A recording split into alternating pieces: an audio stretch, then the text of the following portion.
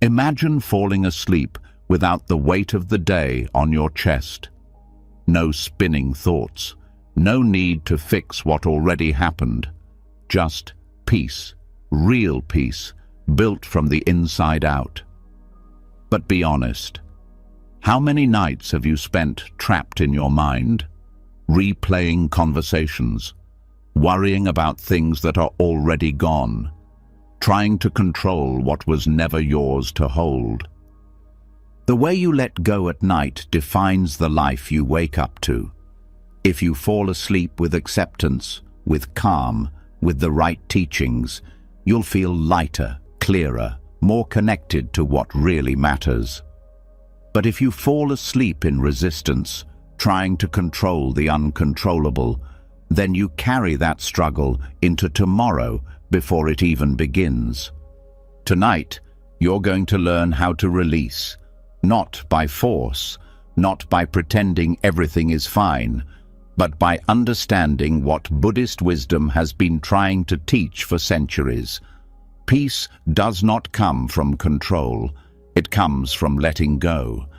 These aren't just gentle words to help you sleep. They are life-changing tools, ancient truths to free your mind, calm your emotions, and guide your soul. So, before we start, I want you to make a quiet promise to yourself. Say it softly, or write it in the comments if you're listening online. Starting tonight, I release what I cannot control. I choose peace. You're not just saying words, you're setting yourself free. The more you repeat this, the more your nervous system will remember what peace feels like. And the easier it becomes to return to it, again and again. Say it now, then get comfortable, because tonight, your mind finally rests. Let's begin. And now that the intention has been set, something deeper begins. Tonight is no longer about escaping your thoughts. It's about releasing the weight that was never meant to be carried in the first place. Starting with the most common but invisible burden of all, the emotions of others. Because so many people go to sleep tired, not from their own battles, but from carrying the storms of everyone around them. This is where the unburdening begins. There's a quiet kind of suffering that rarely gets acknowledged. It's not dramatic. It doesn't cry out loud, but it shows up in the tightening of your chest when someone around you is upset. It appears in the urge to fix, to smooth, to silence your own needs so someone else doesn't fall apart. It's when peace becomes a performance and your role is to hold the sky steady so others don't feel the rain. And the cost? Your own emotional freedom. This is what Buddhist wisdom helps unravel. The false belief that compassion means control, that to care one must carry. But real compassion doesn't come with shackles, it comes with boundaries. And tonight, it begins with understanding that love is not measured by how much pain is absorbed. It's measured by how free both people feel in each other's presence. The teachings show that every being carries their own karma, their own lessons, path, and emotional weather. No matter how close someone is, their pain is still their own to feel, to face, and to learn from. Trying to take it away not only steals their growth, but exhausts your soul in the process.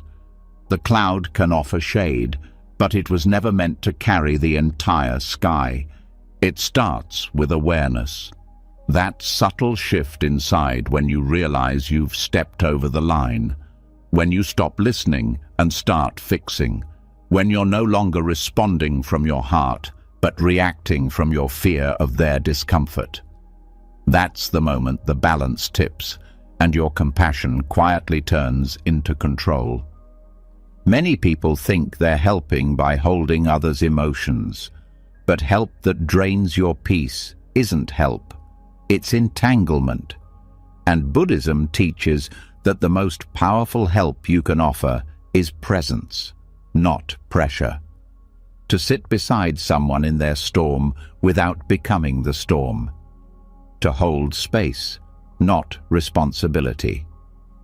Because emotional boundaries don't disconnect people. They protect the truth of connection. They say, "I'm with you," without saying, "Let me live this for you." It's a quiet power, one that knows when to speak and when to stay silent, one that stops needing to be the rescuer in every room. Because needing to rescue often hides a deeper wound, the fear of being unneeded.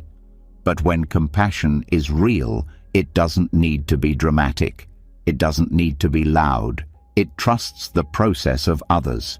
It understands that pain isn't always a problem. It's a teacher, and that means letting others learn. Buddhism doesn't tell you to stop caring. It shows you how to care without losing yourself. That's why the breath matters so much in Buddhist practice. It brings you back to center. When someone is hurting and you start to feel overwhelmed, the breath reminds you, this emotion is not mine. This pain is passing through, but it doesn't have to pass into me. Inhale, exhale, stay with yourself, even as you stay with them. And what about guilt? That creeping voice that says, if you don't make them feel better, you're failing. Buddhist wisdom meets that voice with clarity. It teaches that guilt is not always a sign of doing wrong. Sometimes it's just the echo of old conditioning. The idea that love equals sacrifice. That to be good, you must always be the strong one. But that's not balance. That's imbalance disguised as virtue.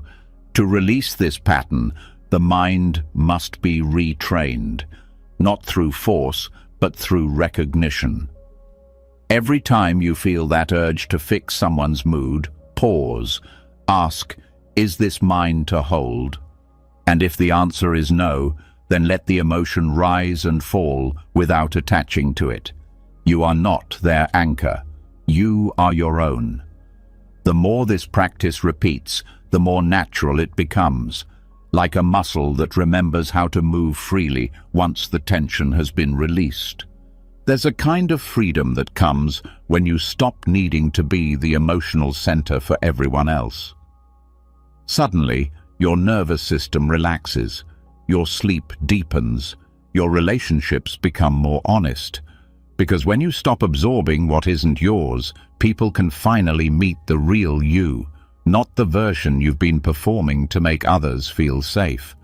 This is the hidden wisdom of non-attachment. Not coldness, not apathy, but clarity. The clarity to say, I love you, and I trust you to feel your feelings. I will not take them from you, because they are sacred, because you are strong, because I believe in your path. That kind of love is rare. It's not always appreciated in the moment. Some may want you to carry their weight. Some may resent your boundaries. But the Dharma reminds us, holding space is more powerful than holding suffering. And in time, those who are ready will feel the difference. They'll feel your calm, your stability, your trust, and they'll begin to trust themselves too. Buddhist monks practice this through equanimity, the ability to stay rooted in compassion without getting swept away. They chant phrases like, all beings are the owners of their actions. This isn't detachment from humanity. It's respect for each person's inner teacher, a reminder that growth isn't something you can give. It's something only the soul can earn, one moment at a time. And what about those you love most? Family, partners, children.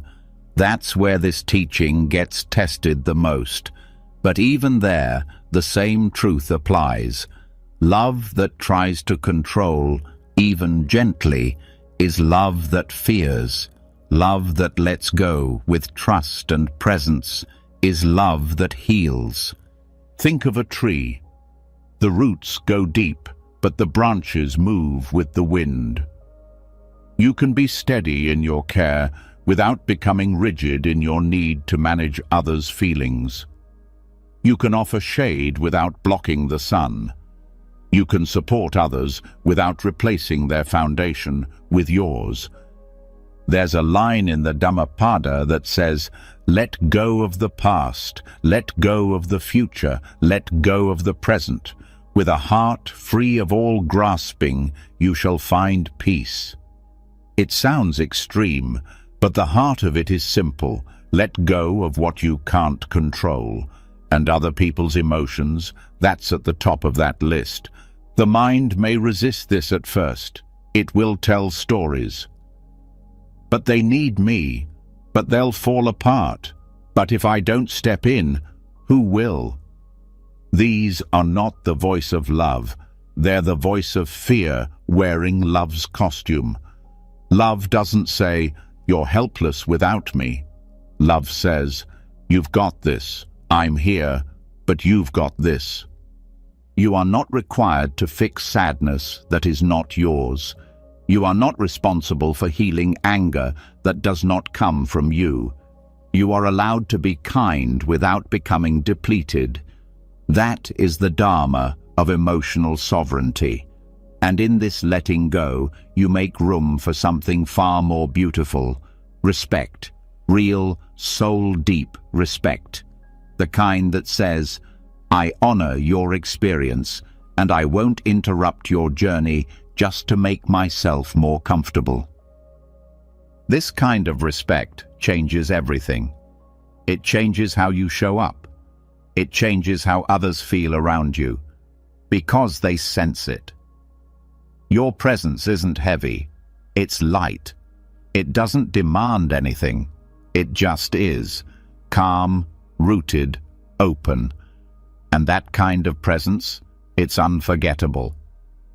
So tonight, as you rest, let this be your mantra. Their feelings are not my responsibility. My peace is not a sacrifice.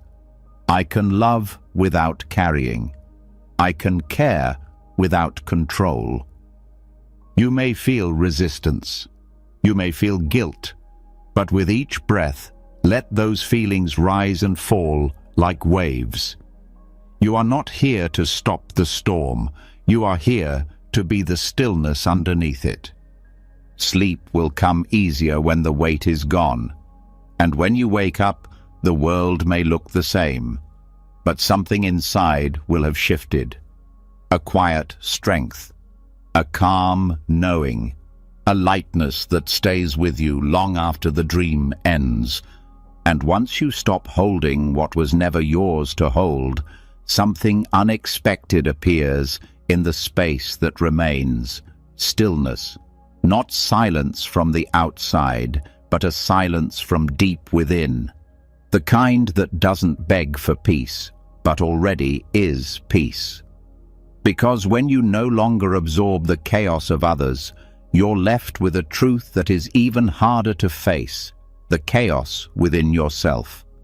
That's where the real practice begins, not in detaching from others, but in learning to stay grounded when your own mind begins to shake. This is where still water becomes your teacher. There's a surface to every life.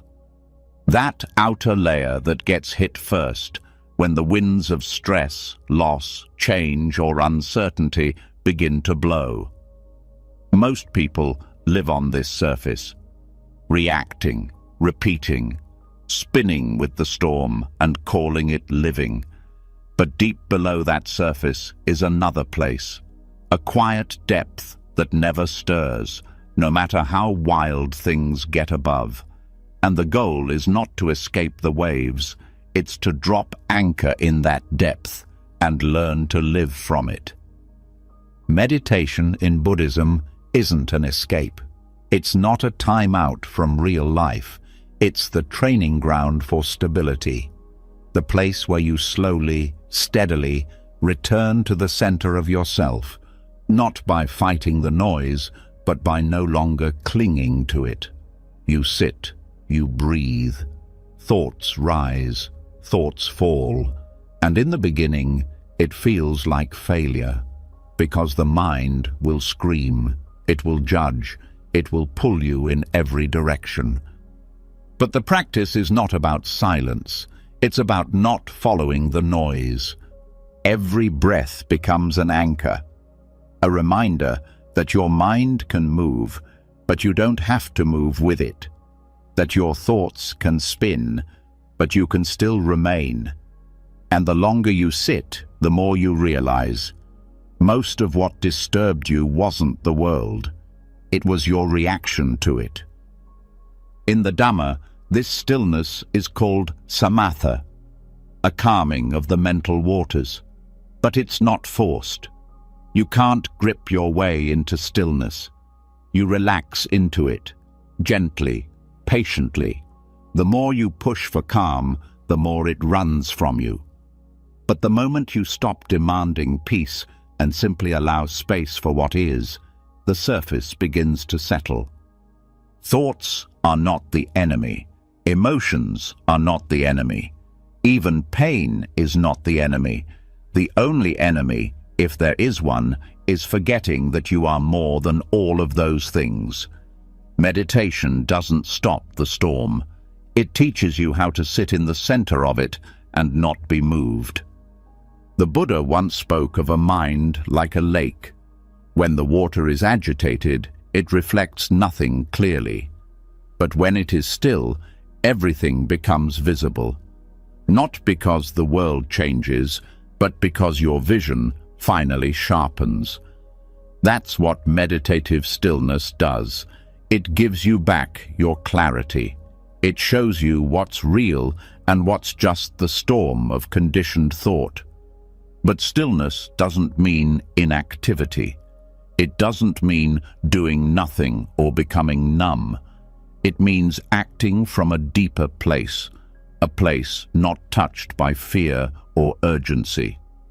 From this state, even the hardest choices can be made with grace, because you are no longer choosing from panic, you're choosing from presence. To train this, consistency matters more than intensity. You don't need to sit for hours. What you need is to return again and again to your breath. Even 5 minutes with full attention becomes sacred. The breath becomes the bridge between the body and the mind. It grounds the nervous system. It slows the spinning. It opens the space between impulse and response. And in that space, you find your power. Some days the storm will be louder. Thoughts will be faster. Old wounds will rise. But every storm is a test of where you've placed your anchor.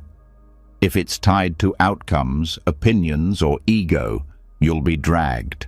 But if it's tied to the breath, to presence, to awareness itself, you stay.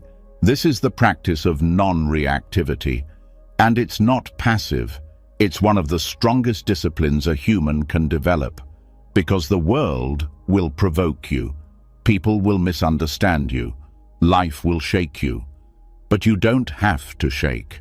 That choice is always yours. Stillness is the proof that your peace is not conditional. Many people hear non-reactive and think it means cold, but it's the opposite. The non-reactive person feels fully. They just don't get lost in the feeling. They witness the anger without becoming it. They notice the fear, but don't let it steer. They observe the urge to react, and in that pause, they choose peace over pattern. Meditation sharpens this ability. Like training a muscle you didn't know you had. The first time you sit and breathe, it might feel like nothing's happening. But it is. Slowly, your nervous system begins to unlearn the habit of panic. Slowly, your thoughts lose their grip on your identity. And slowly, your soul remembers what stillness feels like when it is no longer trying to control everything. Stillness isn't detachment from life. It's meeting life fully, without the inner resistance. You feel the sadness, but you don't sink. You feel the fear, but you don't run. You feel the joy, but you don't cling. Everything is allowed to come and go, like weather, like waves, like breath. And sometimes stillness isn't about the mind at all. It starts in the body. The body that holds tension like a second skin, that clenches in old defense even when no threat is near. Meditation is also a return to the body, a chance to feel what has been stored there. And when you breathe into those spaces, not trying to fix, just to feel, something begins to loosen. The storm inside starts to pass, and in that space, your true presence returns. There is a peace that no external event can touch. That's what Buddhist practice protects. It's not dependent on quiet surroundings or perfect conditions. It's the kind of peace that stays when plans fail, when people leave, when the world goes silent. A peace that lives in the breath, not in the outcome. The goal isn't to become some emotionless statue. It's to feel everything and still remain centered, to experience every high and low and still know where home is inside you, to return again and again to the breath, not because it's an escape, but because it's the only place life actually happens. Everything else is memory or projection. Even the Buddha was tempted by storms. Mara, the tempter, the inner voice of distraction and fear, visited him many times. But he didn't fight Mara. He sat with him. He said, "I see you, Mara." And in that recognition, without resistance, the storm passed. This is the teaching. What you fight owns you. What you allow loses its grip. Stillness is not the absence of movement.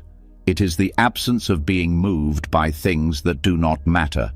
It's the strength to feel deeply without being broken. It's the softness that doesn't bend to fear. And once it's cultivated, it becomes your shield, not from life, but from the illusion that you need to control life. This is why stillness is taught before wisdom, because without it, the mind can't see clearly. Without it, emotion distorts perception. But with stillness, even chaos becomes a teacher. Even suffering becomes sacred. So the practice continues. One breath, one moment, over and over. No need for perfection, no need to achieve anything, just be. Let the thoughts come, let them go. Don't follow, don't resist. Sit like still water beneath the storm, and when the day ends, when the world quiets, return again.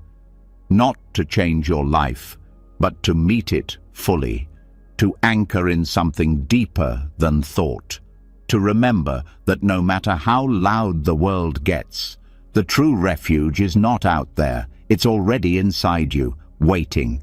Let the surface do what it does. The storm can swirl, the clouds can gather, but your breath remains, your awareness remains, your presence, soft and steady, is still here. That's all you need, and that is everything. And once the storm is no longer feared, once stillness becomes familiar, something else becomes clear. The fear was never just about chaos. It was about control. Deep down, the real discomfort was never the noise. It was the idea that life might not go the way you wanted, that outcomes might slip away, that plans might collapse, and so the mind clings, not because it's strong, but because it's scared. This is where we shift from calming the waves to letting go of the need to direct the current. Because peace is not just staying still in the storm, it's releasing the thread that ties your happiness to how things turn out. There is a moment in every life that feels like a breaking. A job is lost, a dream crumbles, a relationship ends, and in that instant, something snaps. The mind rushes to label it failure, rejection, defeat. But what if those moments were not the end of something valuable, but the release from something that was already holding you back? What if the thread that broke was never really keeping you safe, but keeping you stuck? This is the heart of non-attachment, not pushing life away, not becoming indifferent, but loosening the grip.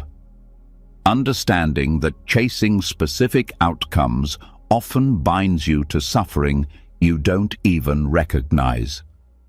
Buddhism teaches this gently but firmly.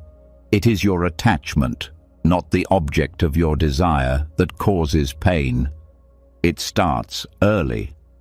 The belief that success means control, that happiness depends on things going according to plan. And so, the thread gets tighter.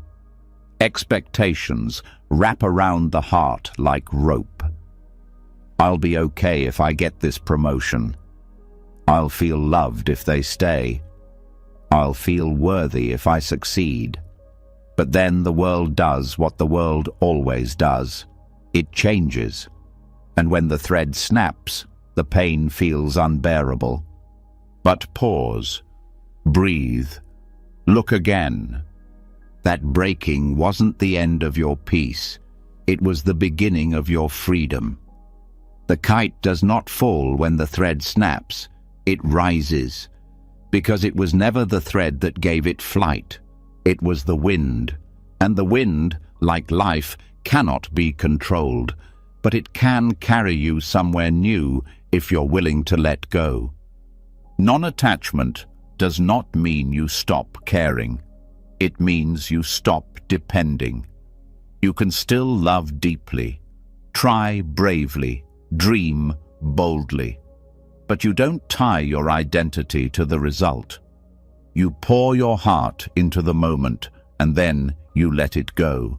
You do the work, but release the outcome. You show up fully, but let life meet you how it chooses. This is not weakness. This is strength without strain. A kind of inner softness that cannot be broken because it's not holding on in the first place. Buddhist wisdom calls this upadana, grasping. It's the mind's habit of clinging to what it believes it needs to survive, and that includes praise, status, certainty. But the more you grasp, the more your identity shrinks around the thing you're trying to control, and the more afraid you become of losing it. But when the thread snaps, when the relationship ends, the plan collapses, the door closes. That's the opening. Not into despair, but into space. Because in the emptiness that follows, something deeper begins to stir. You start to notice the part of you that isn't tied to success, that isn't shattered by rejection, that doesn't disappear when things don't go your way. That part is the sky. Everything else was just a passing cloud. Failure becomes a gift when you stop defining yourself by outcomes, because when something you planned falls apart, it reveals everything you hadn't yet seen. It reveals attachments you didn't know you had. It shows you the difference between effort and control, and it gives you the opportunity to begin again, not from the same place, but from a deeper one. The Buddha taught that expectations are like strings. They stretch across the mind, tying your peace to the world's unpredictability. But when you begin to cut those strings, not by force, but by insight, your peace returns home. Not because the world changed, but because you stopped asking it to make you feel whole. Non-attachment is not resignation. It's participation without possession. It's saying, I give myself fully to this moment, and meaning it, even if the result breaks your heart. Because when you stop attaching your worth to outcomes, your heart doesn't break the same way anymore. It opens. And yes, there will still be pain. Letting go does not erase grief. But grief without attachment moves. It breathes. It heals. It teaches. While attachment freezes time, it creates stories like, this shouldn't have happened, and those stories become cages. But when you stop demanding that things last forever, everything becomes more beautiful. The love, the effort, the risk, it all becomes sacred, because you're not clinging to the result. You're honoring the moment. You're living, not bargaining with life for guarantees. This is why so many people feel lost after success. They got what they wanted, but the thread was too tight. They became their achievement. And when the applause faded, they didn't know who they were anymore. But the one who lives without attachment never loses themselves, because their peace was never borrowed. It was built. It's a different way of living. You start to ask better questions. Not, will this work out exactly how I want? But, what is this moment asking of me? Not, will they approve? But, am I acting from truth? Not, will I win or fail? But, did I show up with presence? And from there, you begin to see the deeper freedom. Because every snapped thread becomes a doorway. Every lost outcome becomes a return to self. And every so-called failure becomes a place where something lighter, more honest, can begin. You start to move through life like a kite without strings, still guided by intention, still touched by the wind, but not held hostage by where you land. You trust that what's meant for you will come. And what leaves you was never truly yours, not in a cold way, but in a wise one. The more you practice this, the more you feel it in your body. The grip in your stomach softens, the tightness in your chest loosens, your breath becomes slower, because the nervous system, too, is tired of clinging. It was never designed for constant tension. It longs to be untied, and when people ask what changed, you won't say, I stopped caring. You'll say, I started living without needing everything to go my way. You'll say, I stopped measuring my value by things outside my control. You'll say, I released the thread and I didn't fall, I rose. That's the paradox. The moment you stop trying to control life, you begin to live it, fully, deeply, without fear. Because freedom is not found in holding tighter. It's found in letting go, not recklessly, but consciously, like the breath that leaves without resistance, like the thought that passes without judgment, like the kite that lifts when the wind calls it forward, not when the thread keeps it tied to safety. And so tonight, as you rest, let yourself feel what you've been gripping. Let yourself name it. The outcome you're still trying to force. The ending you haven't accepted. The dream you thought you couldn't live without. And with each breath, gently loosen the thread. Say quietly to yourself, even if it doesn't turn out how I hoped, I will be okay. Even if the plan changes, I will still find my way.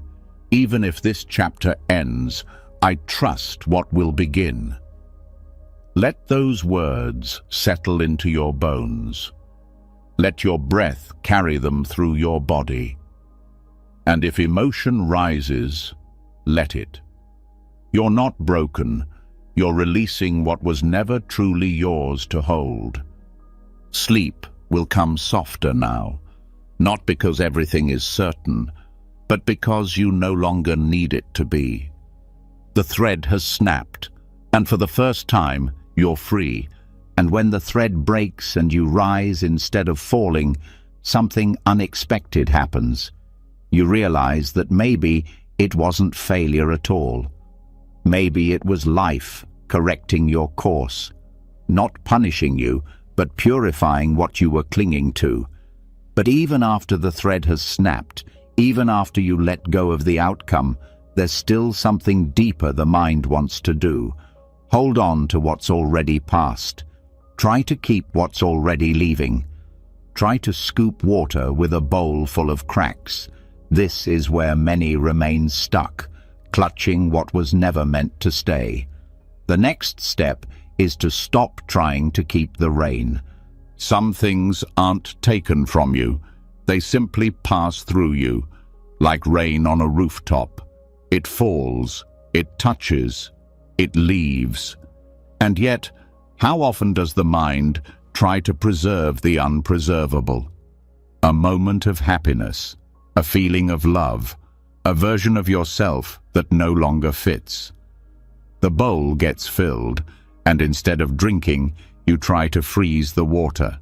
You want to keep it, store it, protect it. But rain isn't meant to stay in one place. That's not its nature. And Buddhism reminds us, neither is life. The pain doesn't come from the rain passing through. It comes from the belief that it shouldn't. The suffering begins when the bowl tries to be permanent. When it forgets its purpose is not to hold forever, but to receive fully and then to release. This is the wisdom of impermanence. Anicca, one of the Buddha's core teachings. Everything changes, everything moves, everything fades.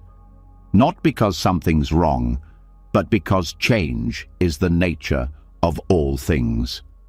The tree loses its leaves, the river carves a new path, the breath leaves the body and returns as another. But the mind, conditioned by fear, resists this truth. It wants permanence in a world that offers none. Why? Because permanence feels safe. It gives the illusion of control. But that safety is a cage. When you try to keep the rain, you stop experiencing the rain. You stop feeling it. You stop being present with it. You spend so much time trying to hold it that you forget to let it nourish you before it moves on. This clinging shows up everywhere. In relationships that have already ended. In roles you no longer want to play. In versions of yourself that no longer feel alive. The bowl is empty, but you're still staring at it, wondering why you feel thirsty. And what about grief? That deep ache that comes when something dear is gone. Buddhism doesn't ask you to ignore grief. It asks you to understand it. To see that grief is not a sign that something went wrong, but a sign that something mattered. Grief honors impermanence. It says, "This touched me, and now it's gone." And in that space, something sacred is revealed. Not the pain of loss, but the beauty of having loved at all. When you release the need to retain, you begin to live lighter. You begin to meet moments with open hands instead of closed fists. You stop trying to trap joy like a firefly in a jar, and instead, you watch it dance, knowing that the dance is enough. The bowl that didn't keep the rain is not broken. It is wise. It knows that to hold something forever is to miss what it really is. Nothing stays, and that's not tragedy, it's freedom. The fear of impermanence comes from forgetting that you too are part of the flow. You are not separate from the changing world. You are not an object in time. You are time itself, passing, shifting, becoming. Every breath you take is proof that you are a process, not a possession. The self you cling to is already gone, already becoming something else. That doesn't mean nothing matters. It means everything matters more, because it won't last, because you won't pass this way again. And so you learn to love not by owning, but by being present. You learn to appreciate not by collecting, but by noticing. You learn to live not by holding, but by flowing. This applies to success too, to happiness, to those perfect days that seem too good to end. If you cling to them, they spoil, but if you experience them fully, they leave a trace, a real trace, not something stored in a dusty memory, but something alive in how you walk forward. The best moments don't need to be kept. They shape you by passing through you. Impermanence also changes your relationship with pain. When you accept that all things pass, even suffering becomes less intimidating. The panic softens. You no longer say, "This will never end." You say, "This too will change." And suddenly you can breathe again. There is a deeper kind of strength in knowing you can let go. Not because you've become numb, but because you've become wise. Because you've seen that the tighter you hold, the more you lose. But the more you allow, the more you live. It's a different kind of courage. The courage to feel everything without needing to freeze it in place. The courage to love fully even when you know it will change. The courage to enjoy the moment without needing to capture it. The camera can't hold the sunlight. The bowl can't keep the rain. And that's okay. Stillness is easier when you stop trying to stop the flow. Peace is closer when you stop asking life to stay the same. The petals will fall, the song will end, the warmth will fade. But what remains is presence. Presence that touches everything, even as it holds nothing. And when the rain comes again, you don't try to hold it. You let it fall on your skin. You feel it. You smile. You say, "Thank you." And when it passes, you don't chase it. You stay still. You breathe. You wait for whatever comes next. That's the new rhythm. The bowl's strength is not in what it keeps. It's in how freely it empties, how ready it is to receive again. Life becomes generous when you stop hoarding what's meant to pass through. And suddenly, there's space. Space for the new. Space for the real. Space for what's actually here. Attachment says, "Don't go." Wisdom says, "Thank you for coming." Fear says, "What if it changes?" Trust says, "Of course it will." And love, true love, says, "Let it flow." This isn't giving up. It's waking up. Waking up to the truth that you were never meant to be a keeper of rain. You were meant to feel it, to be shaped by it, and then to let it go. Let that truth settle in now, in the quiet, in the breath.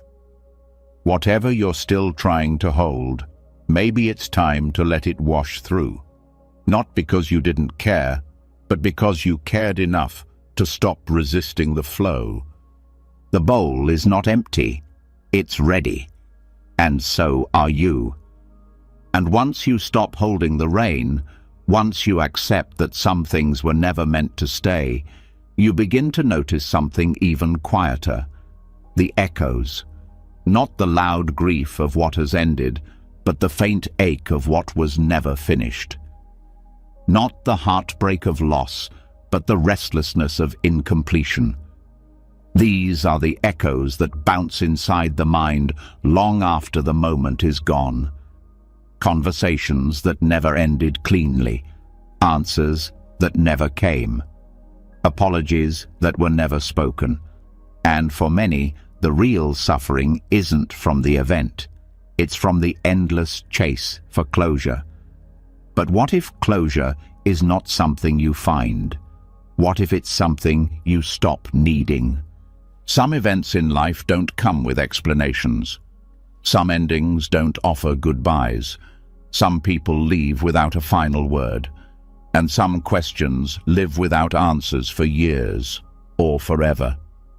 But the mind doesn't like that. It circles, it replays, it demands understanding. It searches the past like a detective, looking for one more clue, one more thread, one more reason. And each time the answer doesn't come, the cycle begins again. That is the echo. Not the event itself, but the mind's attempt to resolve something that was never meant to be resolved. Buddhism invites us to see this clearly, to see that the desire for closure is often just another form of control. It's the attempt to tidy a story that life left open, to put a period where the sentence simply faded. But not every story ends the way we think it should. Some just stop. And the peace we're seeking is not in the conclusion, it's in the release. The echo that keeps chasing its voice lives in the past. It's the part of the mind that believes if it just thinks hard enough, it will finally make sense. But understanding does not always bring peace, and peace does not always require understanding. Sometimes the deepest healing comes not from figuring it out, but from giving yourself permission to move forward without it. This doesn't mean you ignore what happened. It means you stop using it as a measuring stick for your present. The past will not rewrite itself, and chasing echoes won't bring you closer to truth. It will only take you further from presence. There are things you deserve to hear, but never did. Things you wished someone had explained, but never could. There are wounds that still open when triggered. But healing doesn't mean closing every loop. It means learning how to stand in the silence of the unresolved and still feel whole. Meditation teaches this gently. When a thought returns, an echo, you notice it, you name it, and you let it pass. You don't fight it, you don't feed it, you don't run after it. You sit, you breathe, you allow. Because chasing that thought only gives it power. Observing it dissolves its grip. Some echoes are tied to identity. Why did they leave? Why wasn't I enough? What could I have done differently? But Buddhist practice reminds us that the self is not fixed. It's not a concrete structure. It's a collection of moments, changing, shifting. And when you let go of the need to define yourself through an unanswered story, your identity becomes fluid again. Free, no longer stuck in that one moment that keeps repeating.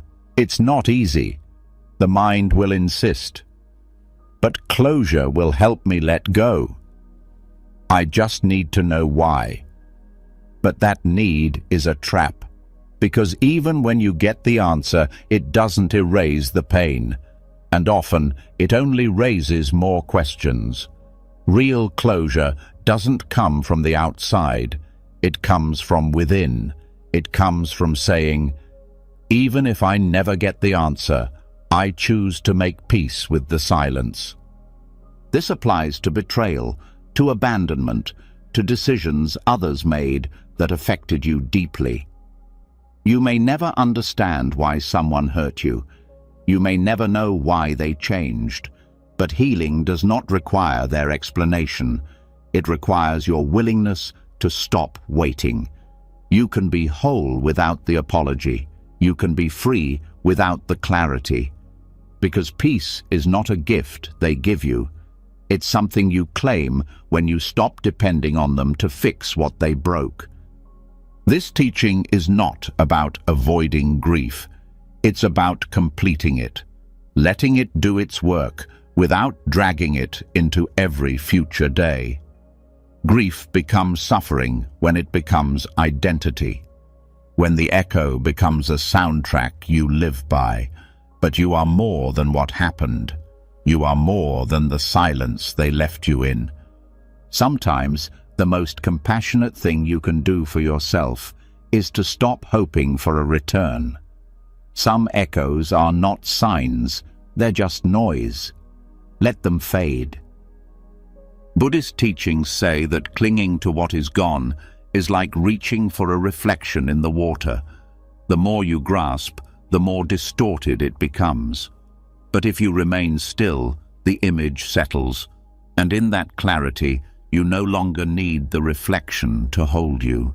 You become steady on your own. This doesn't mean you forget. It means you choose not to stay entangled. It means you see the story for what it was, unfinished, imperfect, human, and you let it remain where it belongs, in the past. Closure isn't a door someone else closes for you. It's a door you stop waiting at. A door you walk away from, not because you stopped caring, but because you care too much about your own peace to wait any longer. You will still hear echoes from time to time. That's okay. Let them come. Let them go. Do not answer them. Do not follow them. Do not give them your breath. Give your breath to this moment, to what's still possible, to what's real.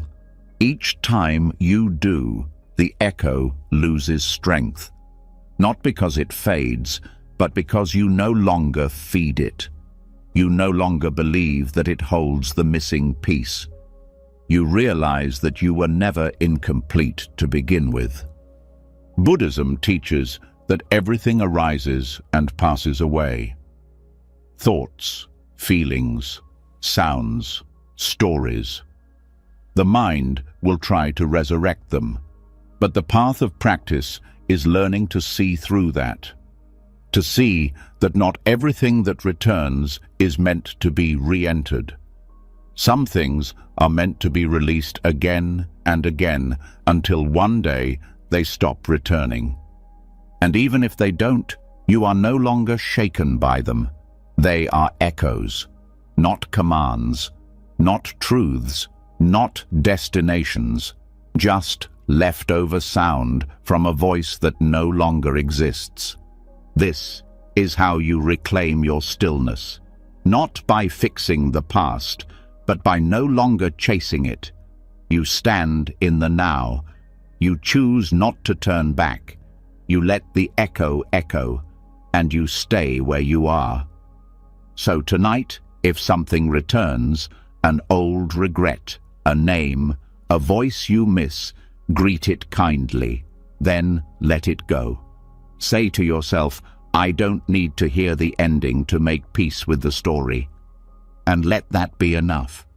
You are not broken because something was left unresolved. You are not unworthy because someone didn't explain. You are not incomplete because life didn't tie the bow. The echo doesn't need to be answered. It needs to be released. And when the echo no longer pulls you back, when the unanswered questions begin to dissolve, you're left with something even harder to face. The parts of your past that you do remember, the things you wish you hadn't said, the choices that haunt you in the quiet, the moments you replay, not because they're unfinished, but because they hurt.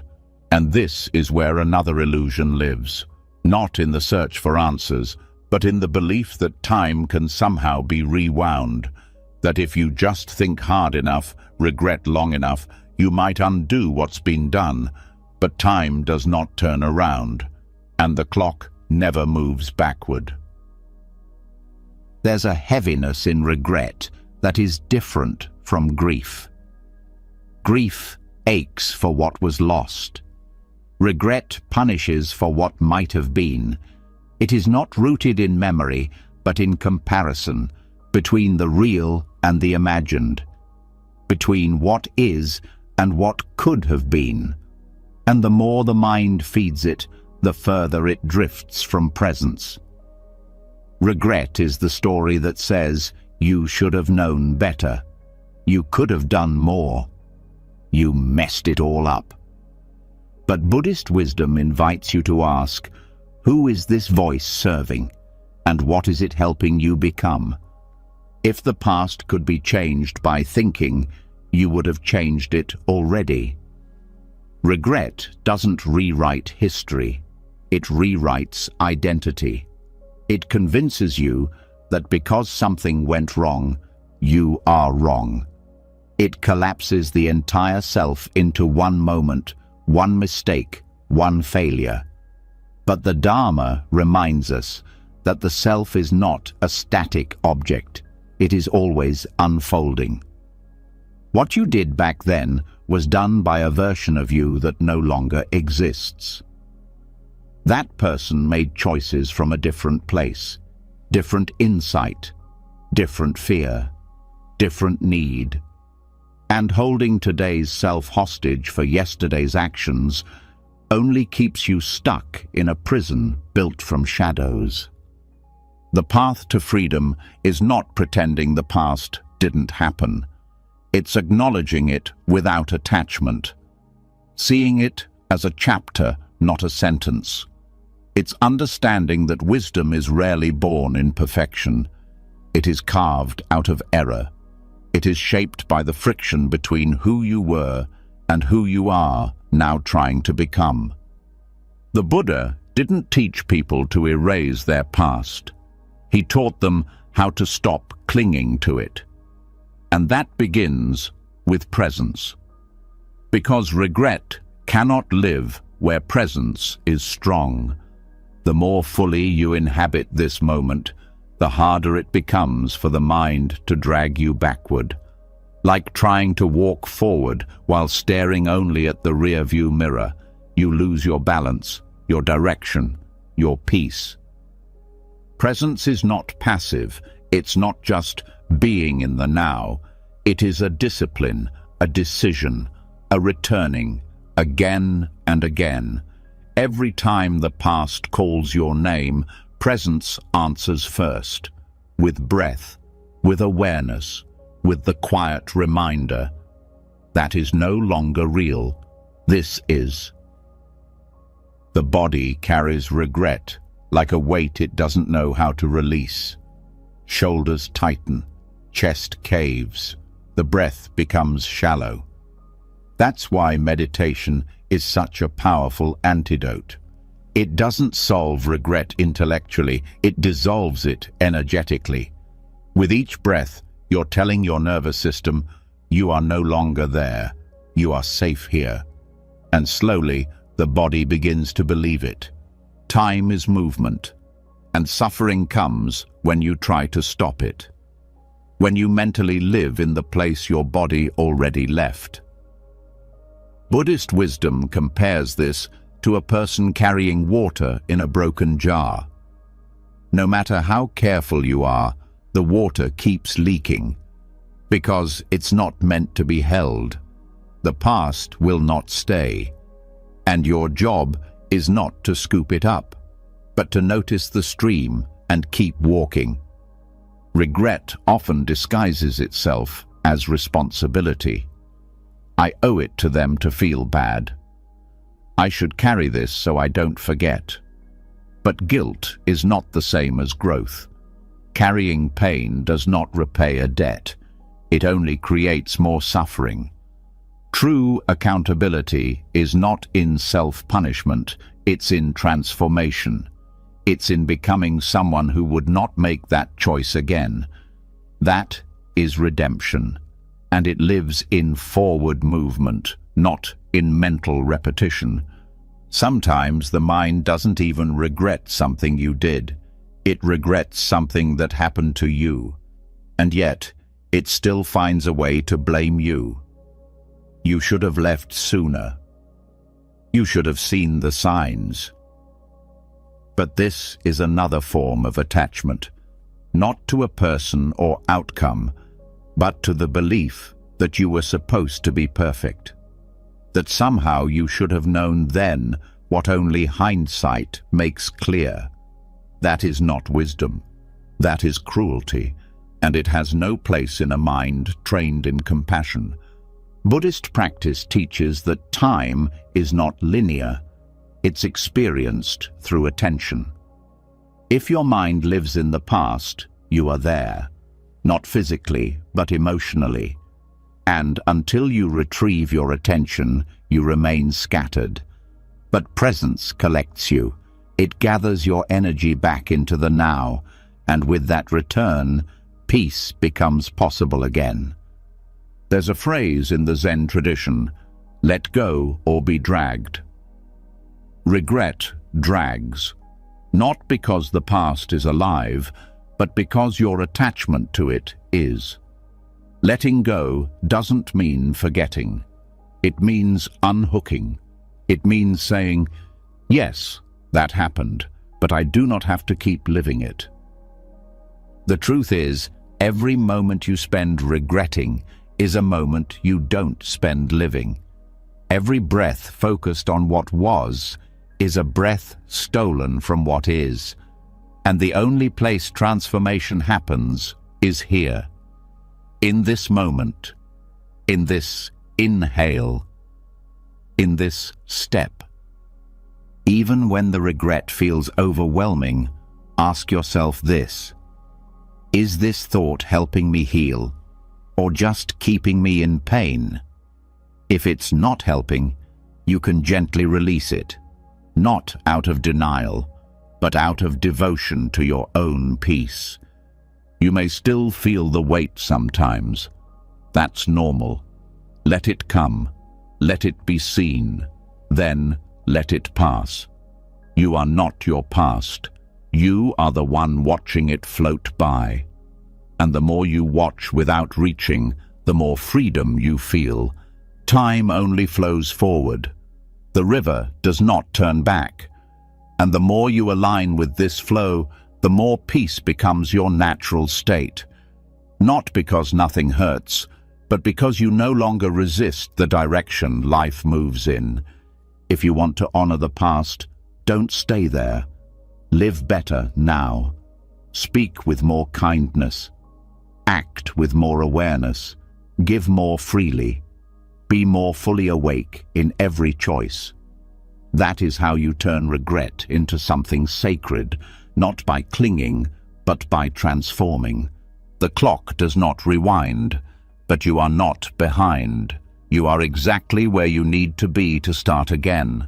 So tonight, when the thoughts come, let them come. Don't argue, don't explain. Just say, that was then, this is now, and return to the breath. Again and again, until the mind stops fighting time and begins to flow with it. Let the clock move forward. Let yourself move with it. And once you've accepted that time cannot move backward, that your only power is in how you meet this moment, you start to see another layer of attachment that often hides in plain sight. Expectations. They aren't loud like regret. They aren't sharp like loss. They arrive quietly, disguised as hope, as planning, as responsible thinking. But left unchecked, they become a weight. And for many, the pressure doesn't come from what's happening. It comes from what was supposed to happen. This is where potential gets drowned before it even begins to grow. Not from lack of effort, but from the inability to let go of the rain you thought would feed you. There is a seed in each of us, a potential that doesn't bloom by force. It doesn't grow by certainty. It unfolds when the conditions are right. But the mind doesn't like that. The mind prefers control. So it brings water, too much water. It floods the soil with expectations. It tells the seed when it should bloom, how it should look, and what it must become. And in that flooding, the seed can't breathe. The very thing meant to nourish ends up smothering. Expectations are not the same as goals. Goals move with flexibility. They allow for change. Expectations demand. They say, "This is how it must be." And when it's not, the mind turns against itself. It blames. It doubts. It feels failure where there may have only been redirection. Buddhism teaches that suffering comes not from what is, but from the gap between what is and what was expected. That gap becomes a battlefield, a place where the present is not experienced, but constantly compared to an image that may never have been real to begin with. This happens in small ways. The day doesn't go as planned. A conversation doesn't go how you hoped. You feel off, tired, disconnected, and suddenly the mind says something is wrong. But maybe nothing is wrong. Maybe the only problem is that the moment didn't match the mental script. And the script was never life. It was an idea, a projection, a picture that never asked for permission to become reality. The problem with expectations is that they shrink the field of possibility. They create a narrow definition of success, of love, of happiness, and anything that falls outside that definition feels like failure, even if it's not.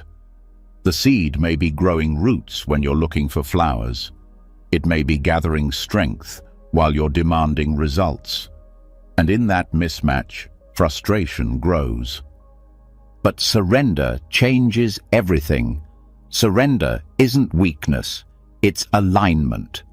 It's when the mind stops arguing with the moment and begins to listen. When the inner storm quiets and you notice that something is still growing, even without your constant pressure. The seed that bloomed was the one left alone, the one that received just enough and was trusted to do the rest. Your life is not a machine that needs to be pushed. It is an unfolding that asks to be witnessed. And your potential is not something you have to force. It's something that reveals itself when you stop drowning it in what you think should be. Expectations often come from fear. The fear that if you don't plan everything, you'll be left behind. The fear that without control, you'll be forgotten. But the deeper truth is this: nothing real is ever lost. What's meant for you doesn't require micromanagement. It requires space, faith, a quiet confidence that even in the silence, something sacred is taking shape. This applies to creativity, to love, to personal growth. The more you expect, the less you see. Because your eyes aren't open to what is, they're scanning for what you thought would be there. And in that scanning, you miss the beauty that doesn't fit your picture. Buddhist mindfulness invites you to meet each moment with fresh eyes, to drop the lens of assumption, to stop demanding that today look like yesterday's vision board. The flower doesn't bloom because you yell at it. It blooms when it's ready, and that readiness isn't always visible. It often looks like stillness, like nothing's happening. But underneath, The roots are strengthening. The foundation is deepening. The timing is unfolding. When you release expectations, you start to move differently. You become curious instead of controlling, open instead of rigid, grateful instead of entitled. And that shift changes your energy. People feel it. Life responds to it. Opportunities emerge that weren't visible before, not because they weren't there, but because your expectations were blocking the view. Even with yourself, the same rule applies. Expectation creates pressure. Pressure creates resistance. Resistance creates stagnation. But self-compassion creates movement. And movement, when allowed, always finds its way forward. You don't have to demand perfection to grow. You only have to allow what's real to take root. There's an old teaching in Zen: let go or be dragged. But there's also this: surrender and you'll see what's already working. You'll see that maybe you were never behind. Maybe nothing is missing. Maybe the very thing you feared would be lost was never supposed to stay. And in that letting go, the seed finally breathes, and the rain, once released, becomes nourishment instead of flood. This doesn't mean you don't dream. It doesn't mean you stop caring. It means you stop gripping. You move with intention, but without obsession. You trust your steps without needing to see the entire path. You hold your vision lightly, like a candle, not a chain. Letting go of expectation also heals relationships, because people are not meant to fulfill your script. They are meant to be experienced, and the more you expect them to behave a certain way, love you a certain way, agree with you in every way, the more tension you create.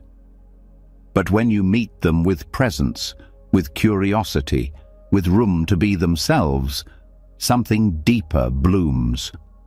Real connection, honest love, unforced acceptance. And when expectations are released, disappointment softens. Not because you don't care, but because you no longer measure everything against a rigid standard. You become flexible, not bendable from weakness, but strong from trust. Like bamboo in the wind, unshaken. The rain will fall again, the plans may shift again, but your peace no longer depends on exact timing. It depends on your openness. And the more open you are, the more surprises life can give you. The kind that expectations would have blocked. The kind that feel like miracles, not because they're rare, but because you're finally able to see them. So tonight, notice where the rain has been heavy, where your thoughts are full of should, by now, it was supposed to. Notice how much energy that has taken, and with every breath, begin to release it. Not all at once, just gently, bit by bit. Say to yourself, the seed will bloom when it's ready. I don't have to force what's already unfolding. Let that truth settle into your bones. Let the tension leave your shoulders. Let your breath remind you that you're not behind, not broken, not late. You are growing in ways you cannot yet see. Let the rain go. Let the seed breathe. And watch what begins to bloom. And once the seed is allowed to grow without pressure, once you no longer demand the rain to arrive on your schedule, something else becomes clear. Life doesn't need to be forced to move forward. What grows with care grows stronger. What breathes without pressure breathes deeper. But this doesn't mean you have no power. It means your power is different than you thought. Not domination, not pushing, not making others or the world bend to your will. It's something softer, something wiser, like the wind, not controlling, but guiding, not forcing, but moving with intention. This is where the Buddhist teaching of skillful means comes alive. Influence without control is not weakness, it is mastery. It is the art of moving through the world without clinging to outcomes, speaking without needing to win, acting without trying to overpower. This is the wind that carries, the presence that shifts without shouting, the energy that transforms, not by pressure, but by resonance. In Buddhism, this is called upaya, skillful means. It's not just what you do, it's how you do it. The tone behind your words, the intention behind your choices, the awareness behind your actions. You can say the right thing in the wrong way and cause harm. You can speak a truth with arrogance and lose the heart of it. But when the heart is clear, when the ego has stepped aside, even the smallest word can move mountains. Skillful means begin with listening, not just to others, but to the moment itself. What does this moment need? Not what do I want to happen, but what is actually wise here. Sometimes the answer is silence. Sometimes it's action. Sometimes it's waiting. And knowing which one is right comes not from control, but from connection. Control tries to make everything fit. Skillful action responds to what is already unfolding. Control resists the flow. Wisdom learns how to ride it. This shows up in conversations. When someone disagrees, the reactive mind wants to argue, to prove, to overpower. But the skillful mind pauses. It watches. It asks, is this about truth or about control? Is this response about clarity or about being right? And in that pause, space opens. A breath returns.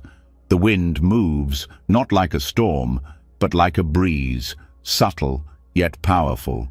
Even in relationships, the difference is clear. Control says, change so I can feel safe. Influence says, I will model calm, and that may shift something in you. Control demands. Wisdom offers. Control says, this is how it must be. The wind says, let me move around you, with you, towards something better. The power of the wind is in how it moves without attachment. It changes direction when needed. It doesn't get stuck in one path. It adapts. It bends without breaking. This is not passive. It is responsive. And in that responsiveness, there is deep intelligence. You stop reacting from habit and start responding from presence. Even the Buddha used skillful means. He didn't speak to everyone the same way. He met each person where they were. Some needed gentle words. Others needed firm redirection. Some needed stories. Others needed silence. His wisdom wasn't in giving one answer to all. It was in feeling the energy of the moment and adjusting accordingly. Skillful influence begins by letting go of the need to be in control. It asks you to trust that you don't have to force your way forward. You don't have to manipulate to be heard. You don't have to dominate to make a difference. When your presence is rooted, your influence expands naturally. Control creates resistance. The more you push, the more others push back. But when your energy is calm, centered, and non-threatening, others soften. Not always immediately, but consistently. Because presence is contagious. And influence built from presence lasts longer than power built from fear. This isn't just about others, it's about how you treat yourself. Control shows up in your own inner dialogue. The harsh voice, the rigid expectations, the constant self-judgment. But skillful means apply there too. What if you influenced your own growth with kindness? What if you guided yourself gently, like the wind guiding a sailboat? Not yanking, not sinking, just steady direction. When the mind is too forceful, even your good intentions become heavy. But when your energy aligns with patience and clarity, progress becomes more natural. You don't have to force discipline. You create the conditions where discipline feels welcome. You don't have to fight for growth. You become the ground where growth happens on its own. This kind of influence can't be faked. It comes from consistency, from your practice, from how you meet yourself in the quiet. When you are at peace with not controlling every moment, you gain the ability to move through life with power that doesn't break things. Skillful action is subtle. It's the soft tone that diffuses anger, the deep breath that calms an anxious thought, the decision to step back when the mind wants to rush in. It is not the loudest thing in the room, but it often becomes the most impactful. Even in leadership, the best influence is rooted in steadiness. People don't follow force, they follow clarity. And clarity comes when you no longer need to control every detail. You trust the direction. You adjust as needed. You move like wind, present, flexible, guided. This applies to teaching, to parenting, to healing. You cannot make someone change, but you can create space where change feels safe. You cannot force growth, but you can remove the pressure that blocks it. That is real power. Not the power to dominate, but the power to carry. So how do you train this? Through mindfulness, through watching your own energy. When the urge to push arises, ask yourself, what am I afraid of? What would happen if I didn't force this? What if I trusted timing instead of trying to speed it up? Each time you resist the urge to dominate, you strengthen your inner wind. You learn how to guide with less friction, how to touch without grabbing, how to move without crashing. This isn't inaction, it's precise action, like a feather falling in just the right spot, like a hand reaching only when it's truly needed, like words spoken at just the right volume to be heard, not shouted. The more you practice this, the more you begin to notice. People trust you more, they open up more, not because you told them to, but because your energy says they can. Influence grows from safety, not force.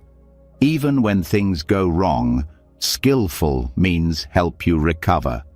You don't panic, you respond, you shift, you become the wind again, not clinging to how it was supposed to go, but adjusting to how it is now. Let yourself be that wind. Let yourself move with clarity, not control. Let your presence speak louder than your pressure. Let your influence grow from how deeply you listen, not how hard you push. So tonight, breathe into the places where you've been trying too hard. The conversations you've tried to steer, the outcomes you've tried to force, the habits you've demanded to change overnight. And with each breath, soften. Let the pressure release. Let your energy adjust. Say to yourself, I can guide without gripping. I can move without controlling. I can influence with calm. And with that, let your presence deepen. And once you stop trying to steer the wind, once you release the urge to guide every outcome, you're left with the most difficult truth of all. Sometimes there's no clear path at all, no map, no signs, no confirmation that you're moving the right way, just forward, just breath, just step. And this is where real trust is forged. Not trust in plans, not trust in outcomes, but trust in the Dharma itself, the deeper law beneath your fears. The quiet knowing that even when the path disappears under your feet, there's still a way forward. There's a moment in life when clarity vanishes, when all the certainty that held you collapses. You lose the job, the relationship ends. The next step you thought was solid turns to mist, and the mind panics, because it was trained to walk only when the ground was visible. But the Dharma teaches otherwise. It teaches that sometimes the next step must be taken without a guarantee, not recklessly, not blindly, but with presence, with humility, with the understanding that not seeing the road doesn't mean the journey has ended. This is what it means to cultivate faith. Not blind belief, but grounded trust. Faith that if you stay rooted in awareness, the next step will reveal itself. That the Dharma, universal truth, natural law, moves even when you can't see it. That reality is unfolding with wisdom, even if that wisdom feels like uncertainty. The mind resists this deeply. It wants security.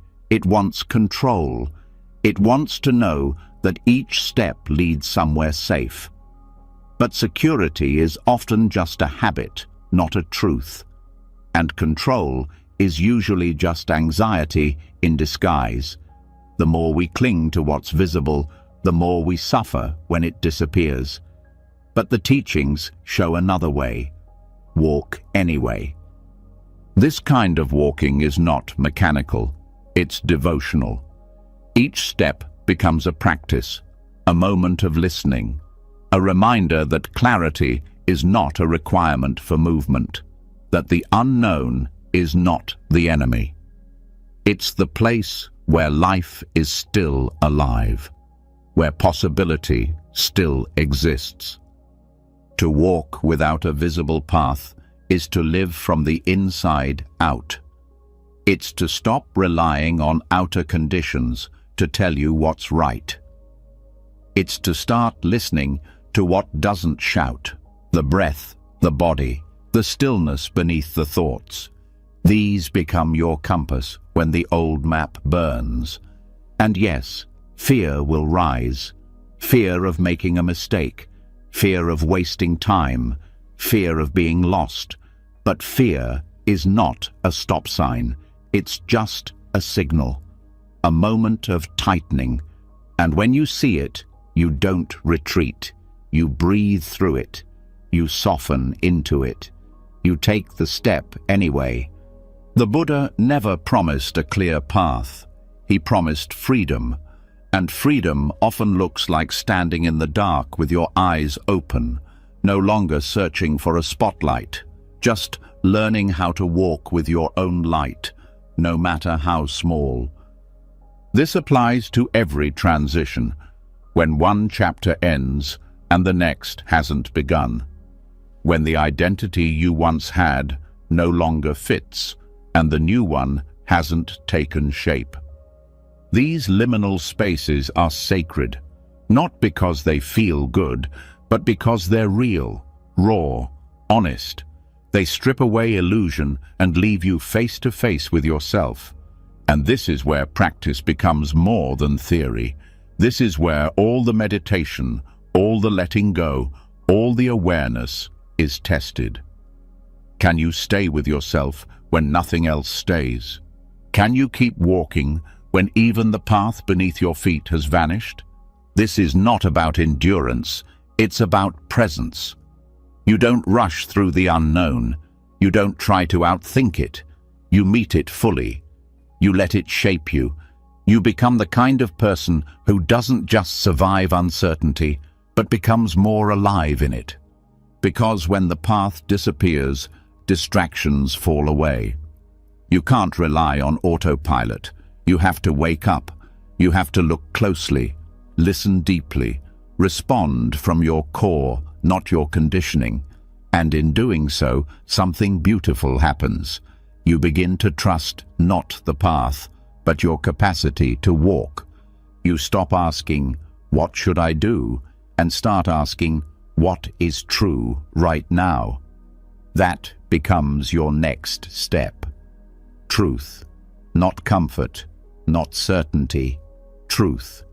And the more you walk in truth, the more you see that every step taken in awareness becomes a path. The Dharma is not something outside of you. It's not a doctrine. It's the rhythm beneath all things, the quiet intelligence in breath, in death, in rebirth, in stillness. And when the ground disappears, the Dharma remains, like gravity, like sky, like breath.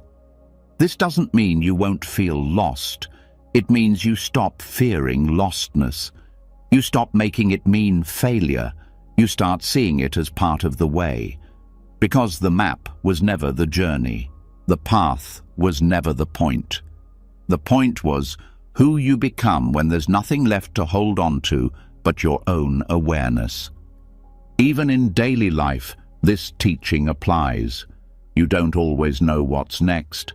You don't always feel ready. The conversation is hard, the decision unclear, the future unpredictable. But still, you can step, with kindness, with courage, with the understanding that movement itself is clarity.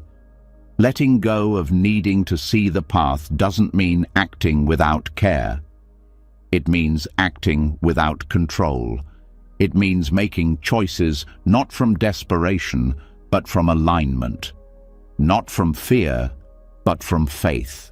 And each time you do, you become less attached to outcome and more committed to truth. And over time, this becomes a way of being. You stop panicking when the map dissolves.